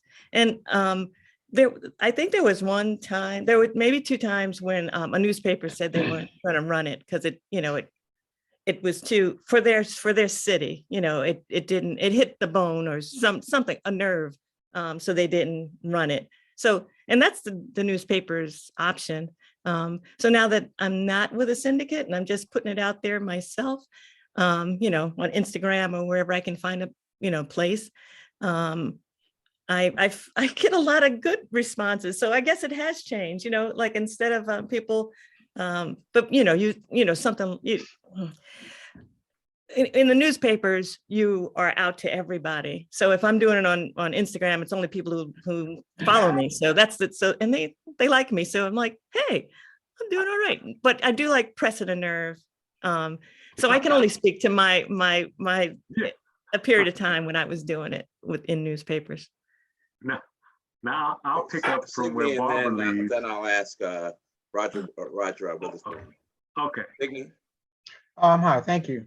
And thank you folks for being here. Some years ago, I asked the guy who draws the Dilbert strip why there were no blacks in his office workspace, either staff or coming through. And he said that would impact his ability to sell his strip to syndicates, particularly in the South and the Midwest. And he wanted to get as wide a circulation as possible. So that's why he left blacks out. And I stopped being Dilbert after that. But I'm curious as to those of you who do syndicate, to what extent race has been a factor, either helping or hindering your ability to get syndicated or picked up by particular news outlets. Well, Ray can talk to that. But I also wanted to say, I'm sorry, Ray, I just kept blabbing again. But I was just going to say, I get it twofold. When I was syndicated, they got my strip got rejected because they already had a black strip. Okay, so they're like, we already have, say, Curtis. We don't need Where I'm Coming From, which is what my dad experienced as well. We already have Wee Pals. We don't need Luther. But I would also get, we already have Kathy. We don't need Where I'm Coming From. So, that's crazy, as we know, because we have Heathcliff and what's the other one? Garfield. I mean, come on. I think Ray. Yeah. Yes. Barbara hit it right on the head. Barbara, you hit it right on the head. I get the Washington Post and the Baltimore Sun. Yes. The Washington Post has 43 strips. They have 2 black strips out of 43. Yep. The Baltimore Sun has 22 strips, 1. It's like if we got 1 or 2, that's enough. Yep. Okay. And I'm sure what you ran into from time to time is the same thing that Aaron Magruder ran into with his revolutionary strip, Boondocks. Yep. There were certain items he would cover, situations, and they would refuse to print that particular cartoon strip and substitute it with something else because of the fear of the reaction from their readership. Yeah. As a cartoonist for a black newspaper, well, in fact, I just let them know a couple of weeks ago that I'm on the other side. I'm contemplating giving it up. I've been doing the editorial cartoons since '93. And my eyesight has something to do with it. But I think I said earlier, in fact, I know I did, that I'm also weary and emotionally exhausted and up all night or first thing in the morning or last thing before I close my eyes, I'm trying to think about a cartoon for that week. I've been doing this for a long time. And I've been considering giving it up. But then my friends will say, or ask me, well, what do you want to do? And, but the papers have indicated to me when I notified them, they were all dismayed by that, and they support me fully and appreciate what I've been doing the last 28, 29 years. Okay.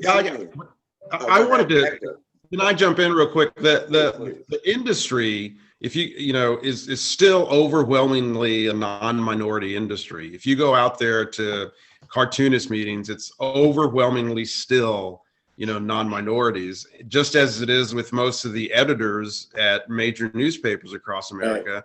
It's still mostly a non-minority group of people running newspapers. So that is cartoonists is what we have to, to butt our heads against. Like Barbara says, very few of us have been able to break through. And when it is just one, we already run a Hispanic strip. We already run a black strip. There's a paper, I won't name it. They have printed comics that come out in the newspaper. And then when I went to their website, they have a whole other page of digital only comics, which means that those comics only appear on their website. I looked at those and almost all of them were non-minority comic strips. So even in those pages where they can add more, Rob Armstrong's or Herb and Jamal or other ones, even when they have that digital space, they're not adding them. So yeah, you keep bumping your head against that. The pro I think I can make is that in other parts of the industry, we are seeing change. I know New York publishers are just crazy looking for people of color graphic novels. And I know one example would be Jerry Croft, who I think had a syndicated strip, and he kind of had to close shop. But you know what? He kept going. He put out a graphic novel, and it's a huge graphic novel about these Black teenagers. There are comic book companies that have launched Hispanic imprints. A buddy of mine, Hector Rodriguez, is in charge of one of these they're an imprint of a comic book company, and their job is to go find Hispanic and Latino characters. So it's a give and take. Newspapers, I think, are still very much an old way of doing things. They're not, people of color are not running newspapers. They've tried, they can do a much better job. Right, I hate to be the only Hispanic comic strip in a lot of papers. I wish there were more. There are more cats, like I tell people, like Barbara says, there are more cats than Latino comic strips. There are more animals that have comic strips than Latinos. So hopefully, and just I keep popping in, I'm sorry, but I just wanted to say that once you are that one, and you are, and so now you know that you're in a position where other cartoonists are being turned down. You're like, because I'm here, this next one, they don't want the next one because I'm here. So you kind of feel like you're clogging, the progression. So it's just really complicated. It's very complex how you have to feel inside about the whole thing. it is complicated, but I don't blame myself, Barbara. Good for you. I'm gonna, myself. I'm pointing the finger at the real gatekeepers who are making that decision. Yeah. It's up to them to go out and find more people, like they found Aaron Magruder, like they found a lot of these, how they found a lot of these people of color cartoonists, to go find them and put them on the comics page. I mean, that's their job. I mean, I don't control the syndicates. They do, so they need to do a better job at it. Yeah. Here. All right, Barbara, I've got some requests for you. Please share your contact information. And your Ohio State appearance coming. Oh, yeah. Please put that in the chat room, please. I'll put that in the chat room. Yes. Yeah. Now, I just have to break in here to mention Jerry Craft. This is a whole different side of this we hadn't talked about. And that is Jerry Craft is cartoon. I think he did Mama's Boys. And then he's into graphic novels. Hear you too well. Okay, can you hear me now? Am I in the right spot? Better. All right. Jerry Craft. You just went out again. Went out again. All right. How about this? This is good right now. Stay there. Okay, I'm going to stay in this spot. Yeah. Stop bobbing and waving. All right. Jerry Craft is a Black cartoonist who did a strip called Mama's Boys, and then he switched now into graphic novels. And the one is called New Kid, as somebody just pointed out. New Kid is about the new kid in school, and it's about really his own experiences being a Black kid in majority white school. And the show This American Life, which most people probably know about that, just did a wonderful piece. I'll put a link in about how people in this town, I forgot, it's in Texas, I believe, started attacking his book as an example of critical race theory. Right. Yeah. And it became a cause célèbre in that town. It was drawn from the school, and then it became I think it finally got back in somehow. I'm not sure how it ended, but I mean, this is a whole nother side of it. You're talking about the problems with editors and syndicates. What about the problems with these communities?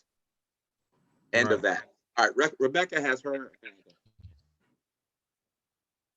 Hi, everybody. Well, first of all, I am inspired by all the cartoonists. I have always thought as a journalist that political cartoonists, editorial cartoonists are really just journalists. They do it with images and they do it with their cartoons. And so I appreciate the community of cartoonists. I also feel that, by the way, if you don't know, I am the president of the Society of Professional Journalists that represents about 6,000 journalists. And I think as journalism organizations, we can do better. We can go in there and say, wait a minute, why do you only have one strip, an African-American strip, when you have 40 that are just white? I think not only SPJ, NABJ, NHJ, we need to make noise for you guys. I think that is important. My question to you is, as individual cartoonists, and especially as Barbara, because she's, well, the only woman on the panel here, what are you doing, I guess, what are you doing to open up doors for others? Do you have, I don't know, mentoring? What can we do as journalists ourselves to get more people in this area? Because, you know, I'd love to see a Latina cartoonist. I don't know of any. I mean, I don't know, maybe Hector and Lalo know. I'm sorry, I'm not in that world, but what can we do? And what are you guys doing, I guess, to open doors? Because I'm sure that, you know, Walt and, you know, yeah, anyway, I turn it over to you.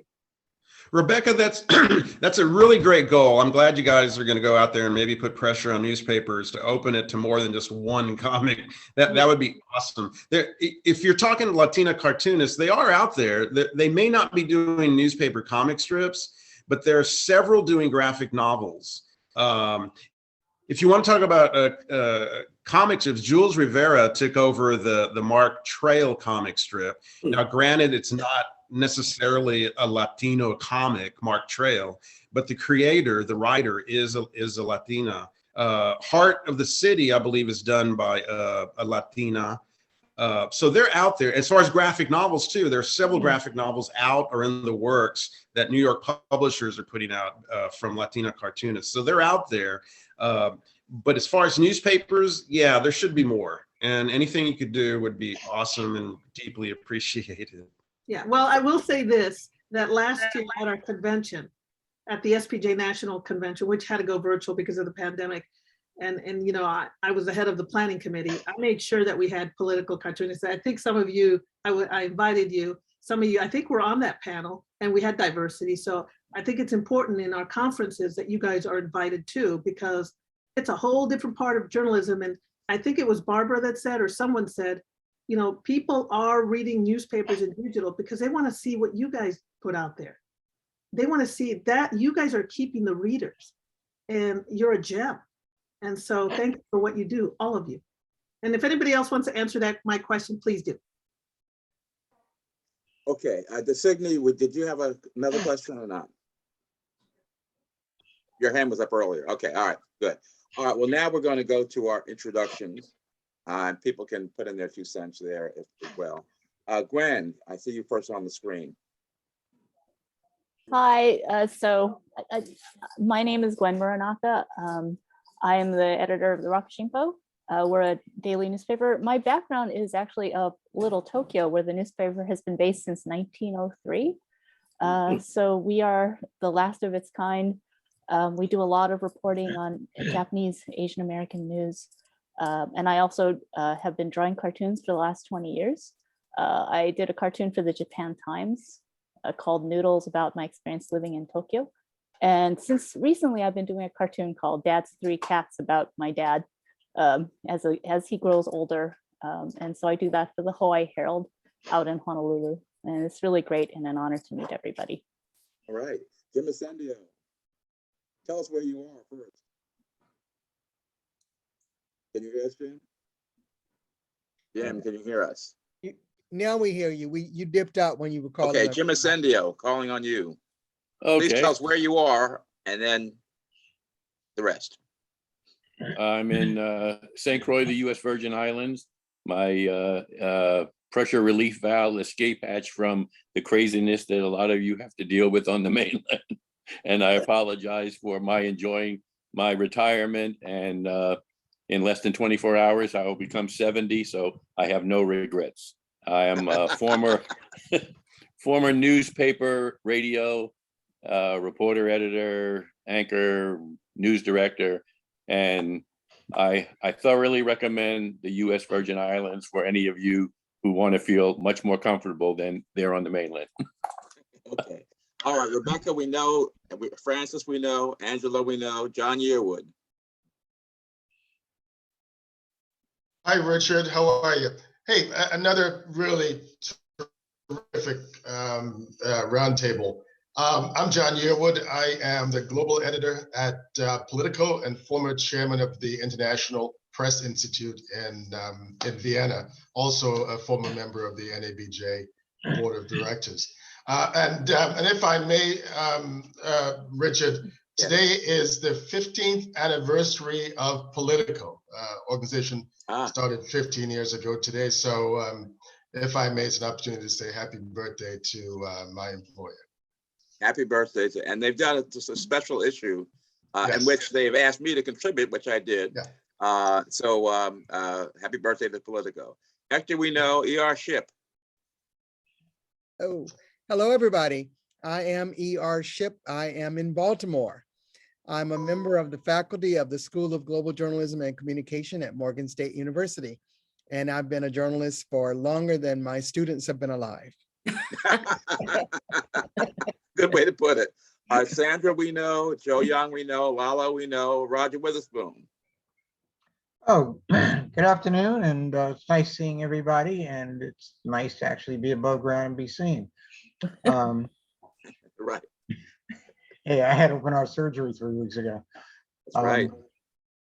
I've been a journalist for like 60 years. Was a co-founder of both the New York and the Philadelphia chapters of NABJ. At this point in my life, I'm semi-retired and writing about nuclear issues. Okay. Mike, do you want to say anything else? Introduce yourself and say anything else. Mike Lukovich, can you hear me? Oh, you're unmute. Unmute, please. Can't hear you. Sorry about that, gang. Okay. Yeah, sorry about that. Oops, disappeared. Okay, we'll come back to Mike. Walt, we know. Bonita Bing.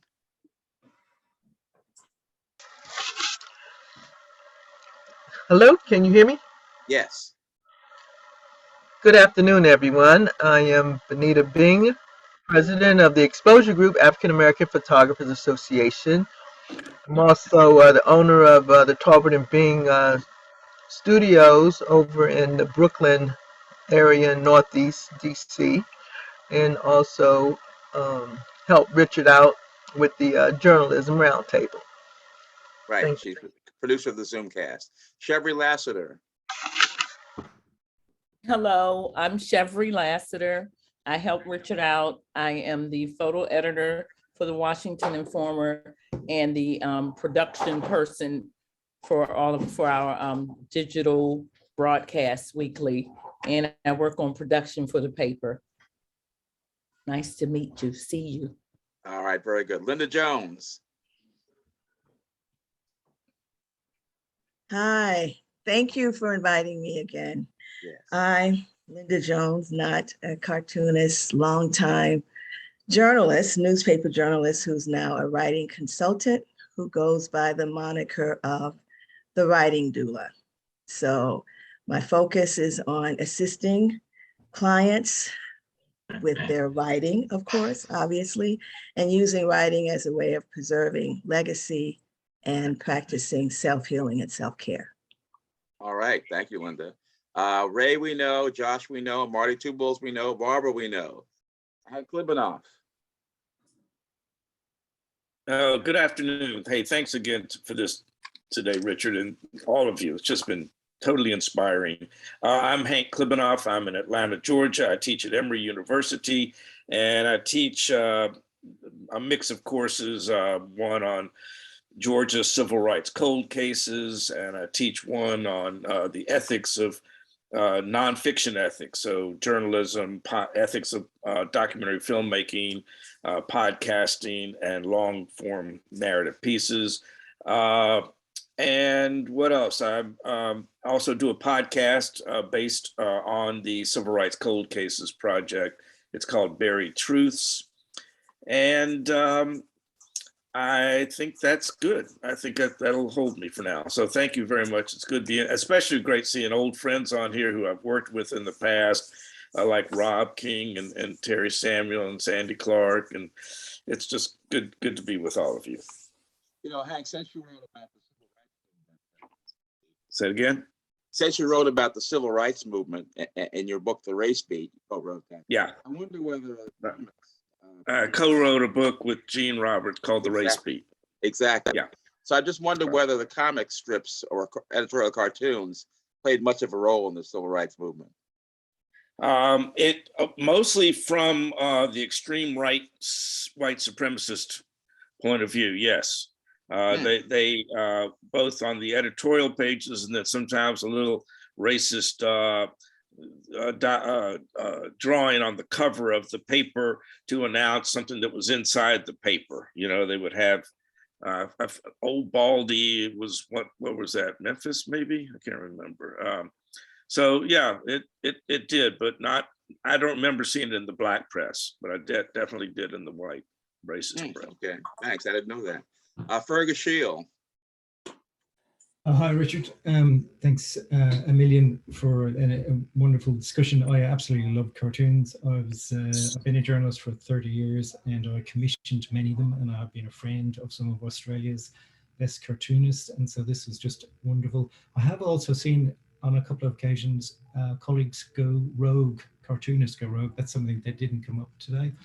I've seen really admired cartoonists become anti-vaxxers and become anti-climate change people, and that is a really difficult thing to deal with when you see somebody that is greatly admired, honored, lose the plot. But anyway, thank you. The Eric Claptons of cartoonists. Wayne Dawkins points out that Hank about Herblock's role, that some of his cartoons were syndicated or circulated as pro-civil rights cartoons, or syndicated during that. And may I add, I've been okay. I'm an academic. I'm the interim chair of multimedia journalism at Morgan State University. But in my newspaper career, I had 2 tours as an op-ed columnist. So I got a chance to choose the cartoonists, and sometimes I had a chance to hire and contract syndicated cartoonists. So I try to make the pages as inclusive as possible. So that's why I keep jabbering in the chat. Very good. We love the jabbering. Diana Fuentes. Yes, hi. So I'm in San Antonio, Texas. I've been a journalist more than 35 years, from cop reporter to publisher. And now I'm executive director of the Investigative Reporters and Editors, a nonprofit organization that deals with training. We do a lot of investigative and data journalism work for an organization. It's international, with about 6,000 members or so. And this is another great, this is great, Richard. I love that you bring us all together on all kinds of topics. This is definitely interesting. I was particularly interested to hear from Walt Carr, who I admire very much. And so it was great to hear. And I don't mean to make you keep working, but I hope you do. Diana's the one who said, be sure to get Hector Cantu. Oh, definitely, yes. I like his work. Yes. Claire Regan. Yes. Oh, hi, everybody. I'm Claire Regan. I'm calling in from New York City. I'm a longtime newspaper editor and journalism professor. I'm the president-elect of SPJ, and thank you very much for this candid conversation. Okay. Neil Heinen, I mentioned him earlier before you were, he was one of the by the bad link. Richard, you're fading out. You're fading out Okay, again. all right. Neil was one. Can you hear me now? Yes. All right. I said Neil Heinen was one of the people who was victimized by the bad link. But before you signed on, I mentioned the Madison project for the Center for Black Excellence. So Neil is involved with that too. In addition to having been a journalist and president of the National Conference of Editorial Writers. So Neil, introduce yourself, please. I just did, but go ahead anyway. Thank you, Richard, and thank you very much for inviting me. It was an honor to be in this group. I'm the retired editorial director for the CBS affiliate in Madison, Wisconsin, and also Madison Magazine, a longtime colleague of Richard's in the editorial writers group. And I am also with Francis Huntley Cooper, who you have met, co-chair of the Capitol campaign. to build the Center for Black Culture and Excellence in Madison. And as I sent a note to Francis already, what I hope would be visited by the exhibits that both Barbara and Joe have mentioned in this conversation. It's the place where these kinds of conversations and those kinds of exhibits would find a home. So very nice to meet all of you, and thank you. Okay, be sure if you have comments about what they can be doing in Madison in the chat room. Okay, Angela Dotson. Hi, I'm Angela Dotson, obviously. I'm the CEO for something called Editors on Call. We match people who need editorial services with people who provide them, whether it's writing, editing, some graphics. And I'm also the author of a book on the women's suffrage movement called Remember the Ladies. I am a veteran of many newspapers, including the New York Times, the Louisville Courier-Journal, and the Huntington Advertiser in West Virginia, among others. Washington Star, I'm probably forgetting some, but I work from home here in Trenton, New Jersey. You know, I could imagine what the cartoons were like during the suffrage movement, but we're not going to go there. Oh, I collected quite a few for the book. In fact, there are some in the book, and I still have some that I see from time to time. I buy them or download them. It's a lot of very interesting work. And Are they for or against them? Both. The antis, as they call them, had their cartoonists, and the pro side had their cartoonists, and a lot of the stuff is negative. It's things like women neglecting their babies and the husband having to feed the baby, you know, sweep the floor at the same time while she's at a march, something like that. Those kind of things. Well, most of the cartoonists were men, so, you know, in that era. Yeah, but the women had their own publications too, and some of them had cartoonists. Alice Paul had a publication that had a cartoonist, I believe. Oh, okay, very good. Michael Days. Michael, can you hear us? Hear me? I can hear you. Okay. So I guess I'll say everything Angela said. We work together. We've been working together now for about a year. For those who don't know, we are a husband and wife, so I'm happy to be working with our Editors on Call. But I want to go back just quickly to this really wonderful conversation that we just had.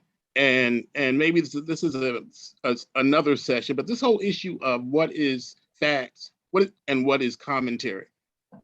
And because I spent a lot of years working with a lot of people, including Signe Wilkinson, and basically the readership doesn't really understand the difference. And I at this point in my life and at this point in our democracy, I would argue that there needs to be more commentary that's focused on our democracy. And I'm just wondering what the cartoonists here today think of that. But yeah, that's probably for another day, another conversation. Well, they can put their thoughts in the chat in the meantime. Okay, Lynn Adrian.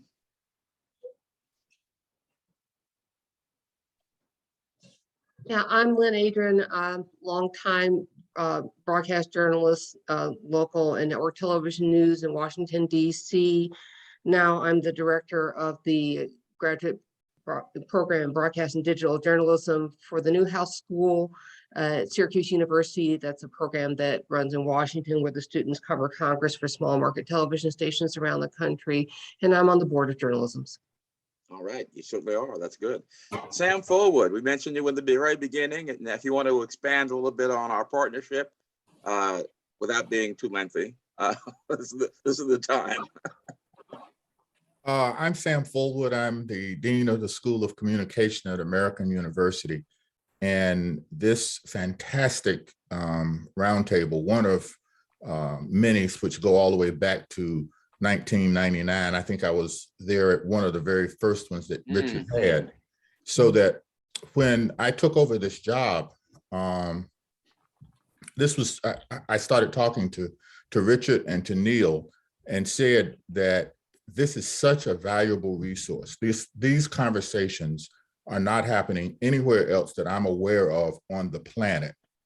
And it needed to be cited somewhere where we could continue it. Probably the best thing, if you can say this about COVID, is that it expanded Richard's reach and the breadth of his work. and that at some point we probably will get out of COVID.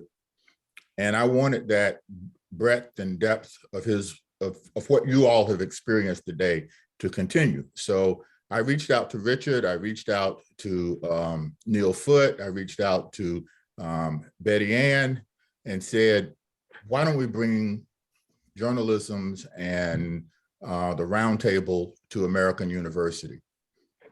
And that's what we've done. We announced this week that we have a partnership, and going forward, we hope to be able to be the place where people will gather, have these conversations, where we will expose all of this genius here with our students, with our faculty, and using our multimedia capabilities to be able to have these roundtables so that they will reach from Washington to Los Angeles, from Miami to Seattle, so that we'll be able to do that using the technology and the resources. And then Richard's great Rolodex, nobody says that anymore, his contact list on his computer, to be able to bring us all together and have these conversations, and that it will be strengthened. It's great for my school, and I think it's going to be great for journalisms and for Richard's work. So that's the partnership. Here. All right, Bala Baptiste. Hello, everybody. Richard, thank you for your leadership. Thank you. My name is Bala Baptiste. I'm calling from near Birmingham, Alabama. I am professor of mass communications and chair of the division of communications at Miles College. I am the author of Race and Radio, Pioneering Black Broadcasters in New Orleans, and I'm working on a book that's dealing with the racial integration of the daily newspapers in New Orleans. Why did it happen? What factors led to it? And so forth and so on. So my research area is the intersection of Blacks, mass media, and history. Richard, thank you for allowing me to be here. Thank you for coming. Thank you for being here. Ivanka Roman. Unmute, please. Hi, yes. Hi, my name is Ivanka Roman. I'm a freelance journalist in Washington, D.C. right now, mostly writing for history.com. I'm also been a journalist covering communities of color in Rochester, New York, where I met Richard, and San Juan, Miami, and the Caribbean. And I'm now also, and I've been a media diversity advocate for a long time through Unity Journalists of Color and through the National Association of Hispanic Journalists, of which I was executive director. Thank you. All right, Sharon Farmer. Our photographer. You got to unmute though. All right, thank y'all so much. This is wonderful conversation. I love cartoons. I grew up on DC comic books and Marvel. So to meet the real people who do for papers, y'all my heroes. Y'all my heroes because you show your face and you're telling us why you did it. Yeah. Okay, thanks, Sharon. You forgot Southeast. Oh yes, the Southeast. Southeast Washington, D.C. Karen Berry. Hi, Karen Berry. I am copy chief for The Undefeated, which is part of Walt Disney. And to request shout outs to, there's 4 or 5 folks I haven't seen in years who are on here today. So shout out to all of them. And Barbara, please send contact information and information about the Ohio State exhibit, because I want to send a pitch to our culture editor, because that'd be a great story for The Undefeated, I think. So if you could send details, in the chat, I'd appreciate it. And thanks for this discussion. And I'm hearing about people I never heard of, but the idea that you go digital, that makes room for everybody. So, and the only other comment I wanted to make was a suggestion to Ray about Curtis, that he should create a brand, because my impression was that he wasn't really on social media. I think he even said it.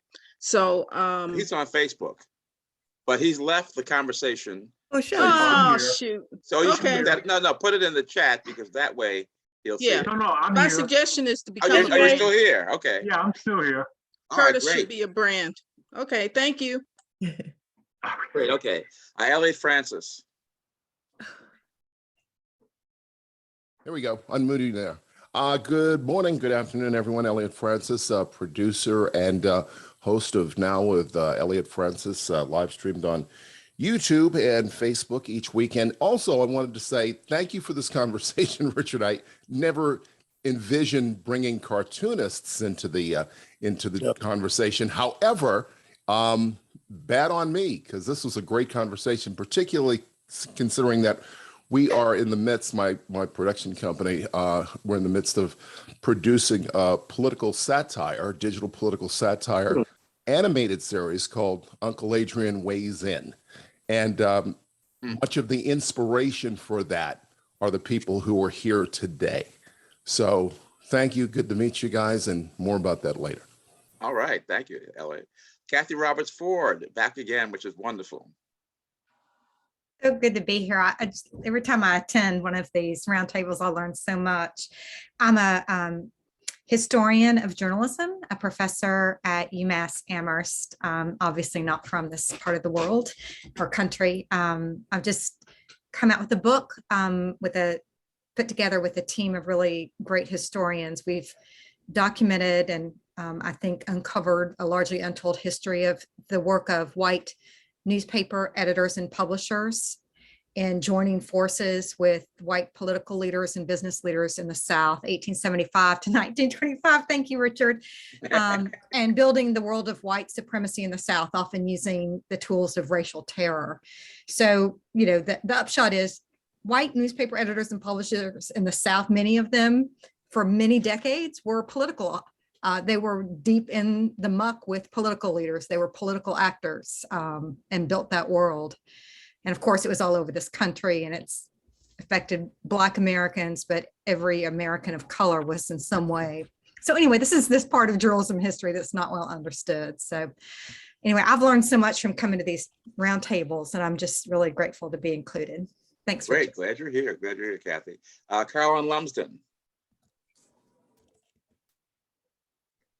Hi, everybody. Thank you, Richard, for inviting me. I love these, and I'm going to re-listen to this one. So I teach journalism at Central Connecticut State University. Richard has spoken to my class, and I also am doing the opinion pages for Hearst Connecticut Media, including the New Haven Register, the Stanford Advocate, and the Connecticut Post in Bridgeport, the Greenwich Times, all sorts.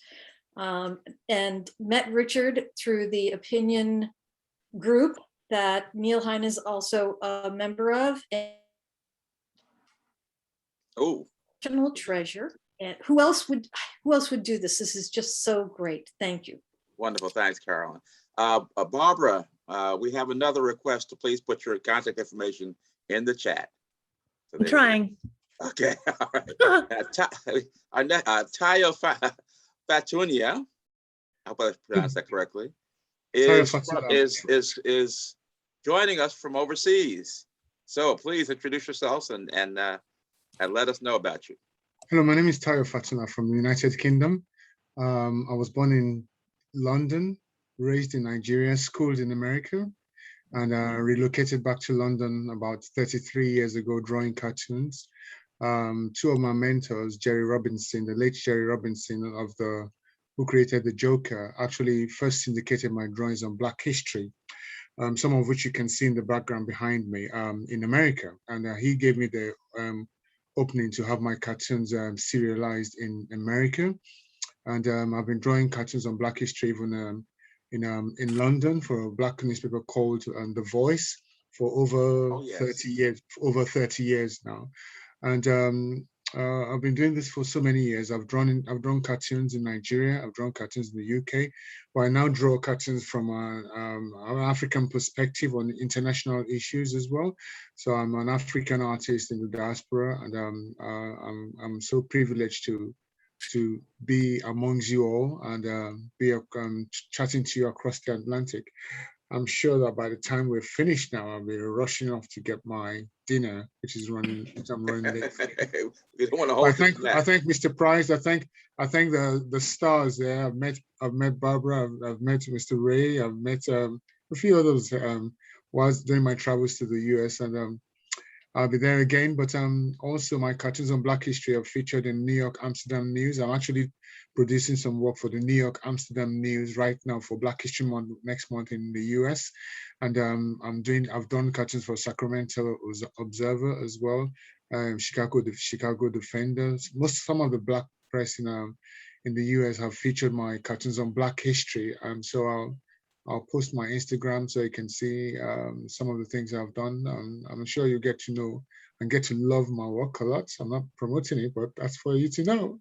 But it's nice to see you, and thanks again for the opportunity to talk to you all from the United Kingdom. Okay, yes, thank you. Did anything that was said today particularly strike you from this conversation? Yeah, I think it's the depicting a Black character in the cartoons. It was Barbara and Ray hit the nail on the head, and I think Hector contributed to it as well. And I think that stuck out very much to me, because I do agree with that, and I felt like contributing to it as well. But I'm going to do that now as well. That in whatever you do, which has been emphasized, that you need references to illustrate whether you want to draw someone. Because when I teach children about cartoons, I've taught children how to draw cartoons all around the world, and including the UK. I always say that you shouldn't just draw characters just like symbols. You should use references to draw, to use as a guideline to draw people, no matter where they are from around the world. I just want to add to it. I went to the Kubert School of Cartoon and Graphic Art in New Jersey, and my other mentor was the late Joe Kubert as well. So I've been privileged to meet great artists all around the world. I'm glad to be here again. Okay, glad you joined us. Virgil Smith.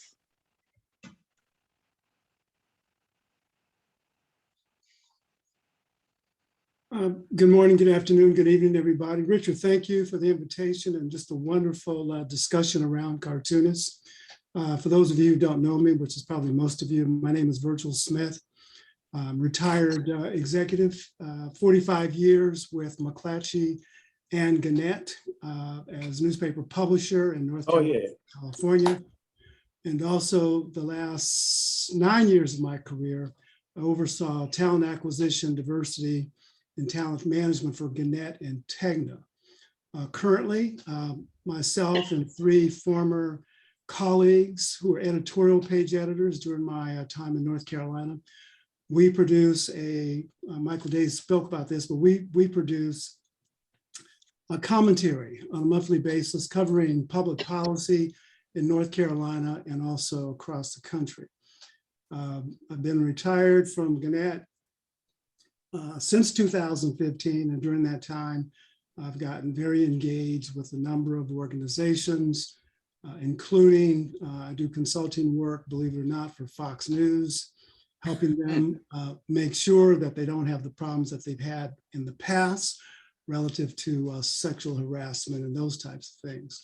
We work with Maynard Institute, University of North Texas, Morgan State, and also the World Association of Newspaper Publishers, focusing on the Asian countries. So listening to you all, it's enriching, and it gives me material as I do a lot of work working with journalists who want to become business leaders. And so thank you all for sharing. And Richard, thank you for the work you've done since 1999. It's incredible. So It's been thank a while. you. That's true. That's true. Thank you, Virgil. Is Terry Samuel still here? Okay. He just signed off, so you can read what he had to say there in the chat of NPR. Who's next? Ivan Brandon. Okay. Yvonne, yeah, I mean Ivan. He's not here. Okay. I'm here, Scoop. All right, good. I'm Ivan Brandon, former reporter and editor at the Washington Post and the Virgin Islands Daily News. Oh, the Virgin Islands. But more importantly, I'm here today because I'm the uncle of the comic genius Barbara Brandon. I'm a genius. Okay. Very good. All And right. brother. That's right, a brother of Brumsick. Brother of another comic genius. Right, exactly. There you go. Okay, thanks, Ivan. Kamal High. I think Baltimore was mentioned by Walt Carr. Yes. Hi, Richard. Thanks for this fabulous conversation. It was really informative. And I just wanted to say that we have several openings at the Baltimore Sun, which are in Richard's journalism notes. So you should take a look at those and come apply. It's fun. Very good. Thanks, Kamal. Mary C. Curtis. Hi, everyone. Great conversation as usual. Zooming in from Charlotte, North Carolina, where it's a little colder than usual. Good to see so many former colleagues from the New York Times and the Baltimore Sun on the call, and also Hank Klebanoff, whose book, Race Speed, I reviewed for the Neiman Reports. Right now, I'm a columnist for CQ Roll Call, covering the intersection of politics, culture, and race. And I host It's Equal Time with Mary C. Curtis podcast. This week, we had Cedric Richmond, the White House advisor, on talking about what's next on voting rights. And I'm also a senior leader with the Op-Ed Project, leading thought leadership workshops. Our mission is to overrepresent the underrepresented. Thanks. Very good. Yannick Rice-Lamb. Hi, everyone. I'm Yannick Rice-Lamb. I'm a professor at Howard University and co-founder of FierceForBlackWomen.com.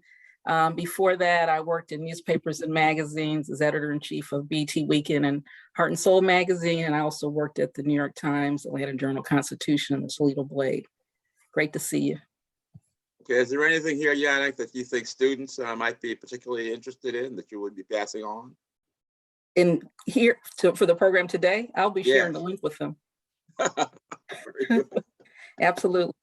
All right, very good. All right, did I leave anybody out? Okay, good. All right, well, that's good that we've got everybody. Richard, can I share? I finished my cartoon. I shared it in the chat in case anybody. Oh, okay. Oh, yeah. Mitch McConnell, Turtle American. There you go. Great. He's not an American as far as I'm concerned. I love it. This is our chance for discussion. So if anybody wants to continue a thought or raise something else or comment, this is the time until we reach You faded out there at the end. What's that? Oh, I said this is the time for discussion. If anyone has anything they wanted to add or questions to raise or anything like that. Somebody help Barbara. Yes. Please help Barbara. Yes. Yeah, I was gonna, you know what I forgot to mention, and I think, well, it's important for me, and it's shameless to brag like that. But I have a book coming out. Drawn and Quarterly is doing a book of a collection of my work, and it's coming out in 2023. So I have, between the exhibit at the Billy Ireland and the book with Drawn and Quarterly, things are popping. Email address. Email Okay, address. why don't you just tell us what your contact information Right. is? I tried to. I could just say it. Yeah. Say it. Oh, Say it. duh. Yeah. We can So write. We can write. I tried. I put it in the chat, I think, but No, we didn't see it in the chat. Okay. So my email is where I'm coming from now.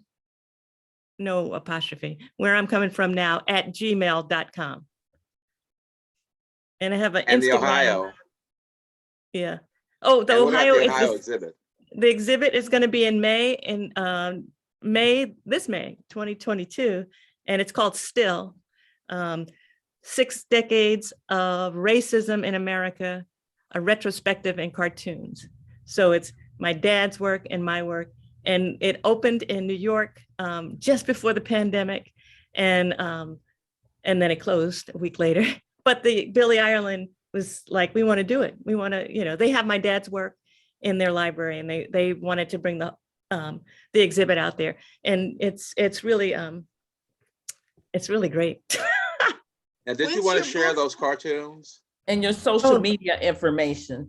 So I'm on Instagram. It's just my name, Barbara Brandon Croft. And that's where I put up my, when I do stuff now, because I don't have a syndicate, that's my only venue, or Facebook, which is also just my name. I got to get more creative in this realm. Did you want to put some of those cartoons in your folder and share them on the share screen? I don't know how to do that. I mean, my son never came down to help me, okay. But I will put it in the chat. Or Bonita might help me put it in the chat. You don't have to show it, but just so you guys can see. Actually, if you want me to, Richard, I can show them real quickly. All right, please do. Please do. Okay, hold on. Yes. What's the publishing date of your book? It's either gonna be February or November. They haven't decided. 2023. Yeah. All right. Okay, so this is one of mine. I have a very I could read it, I guess, but you guys can read it. This is my dad and me talking about the same topic. You see the white guy serving up a black man to the police. Dad was good. My commentary many years later, 30 years later. That's Dad. Reverse discrimination, which I love. It's very timely. Mm-hmm. And there's the exhibit. That's the logo for it. It's both our works. Oh, and that's what I did after the Derek Chauvin verdict. When I didn't even want to look. And then it was like, oh, he got found guilty. So that one didn't have words. That was easy. But thanks, Bonita, for sharing. Thank you. No problem. Okay, we've got 7 minutes for the half-hour mark. Anybody else want to say anything?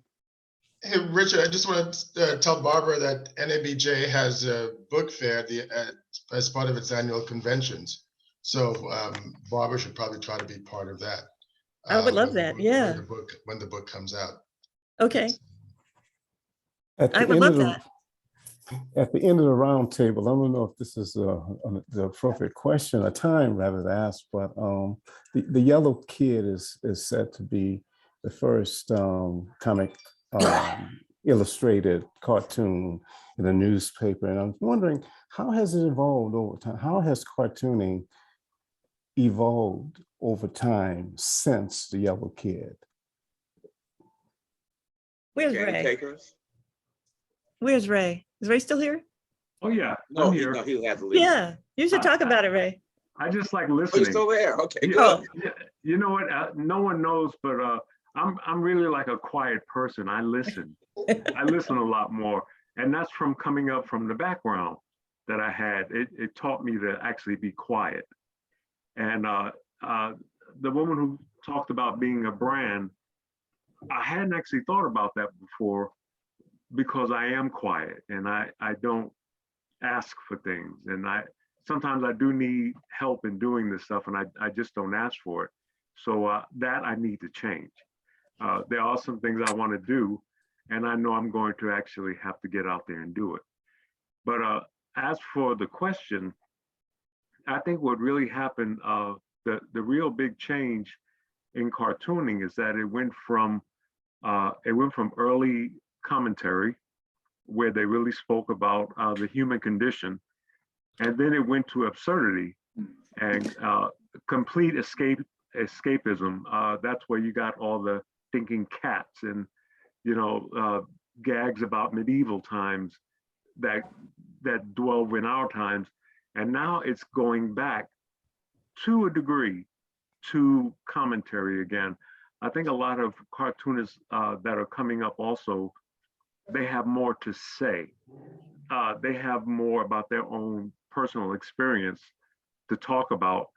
And that's where we're going. I think we're completing a big circle which is good because we need a little intellectual stimulation. That's what's happening.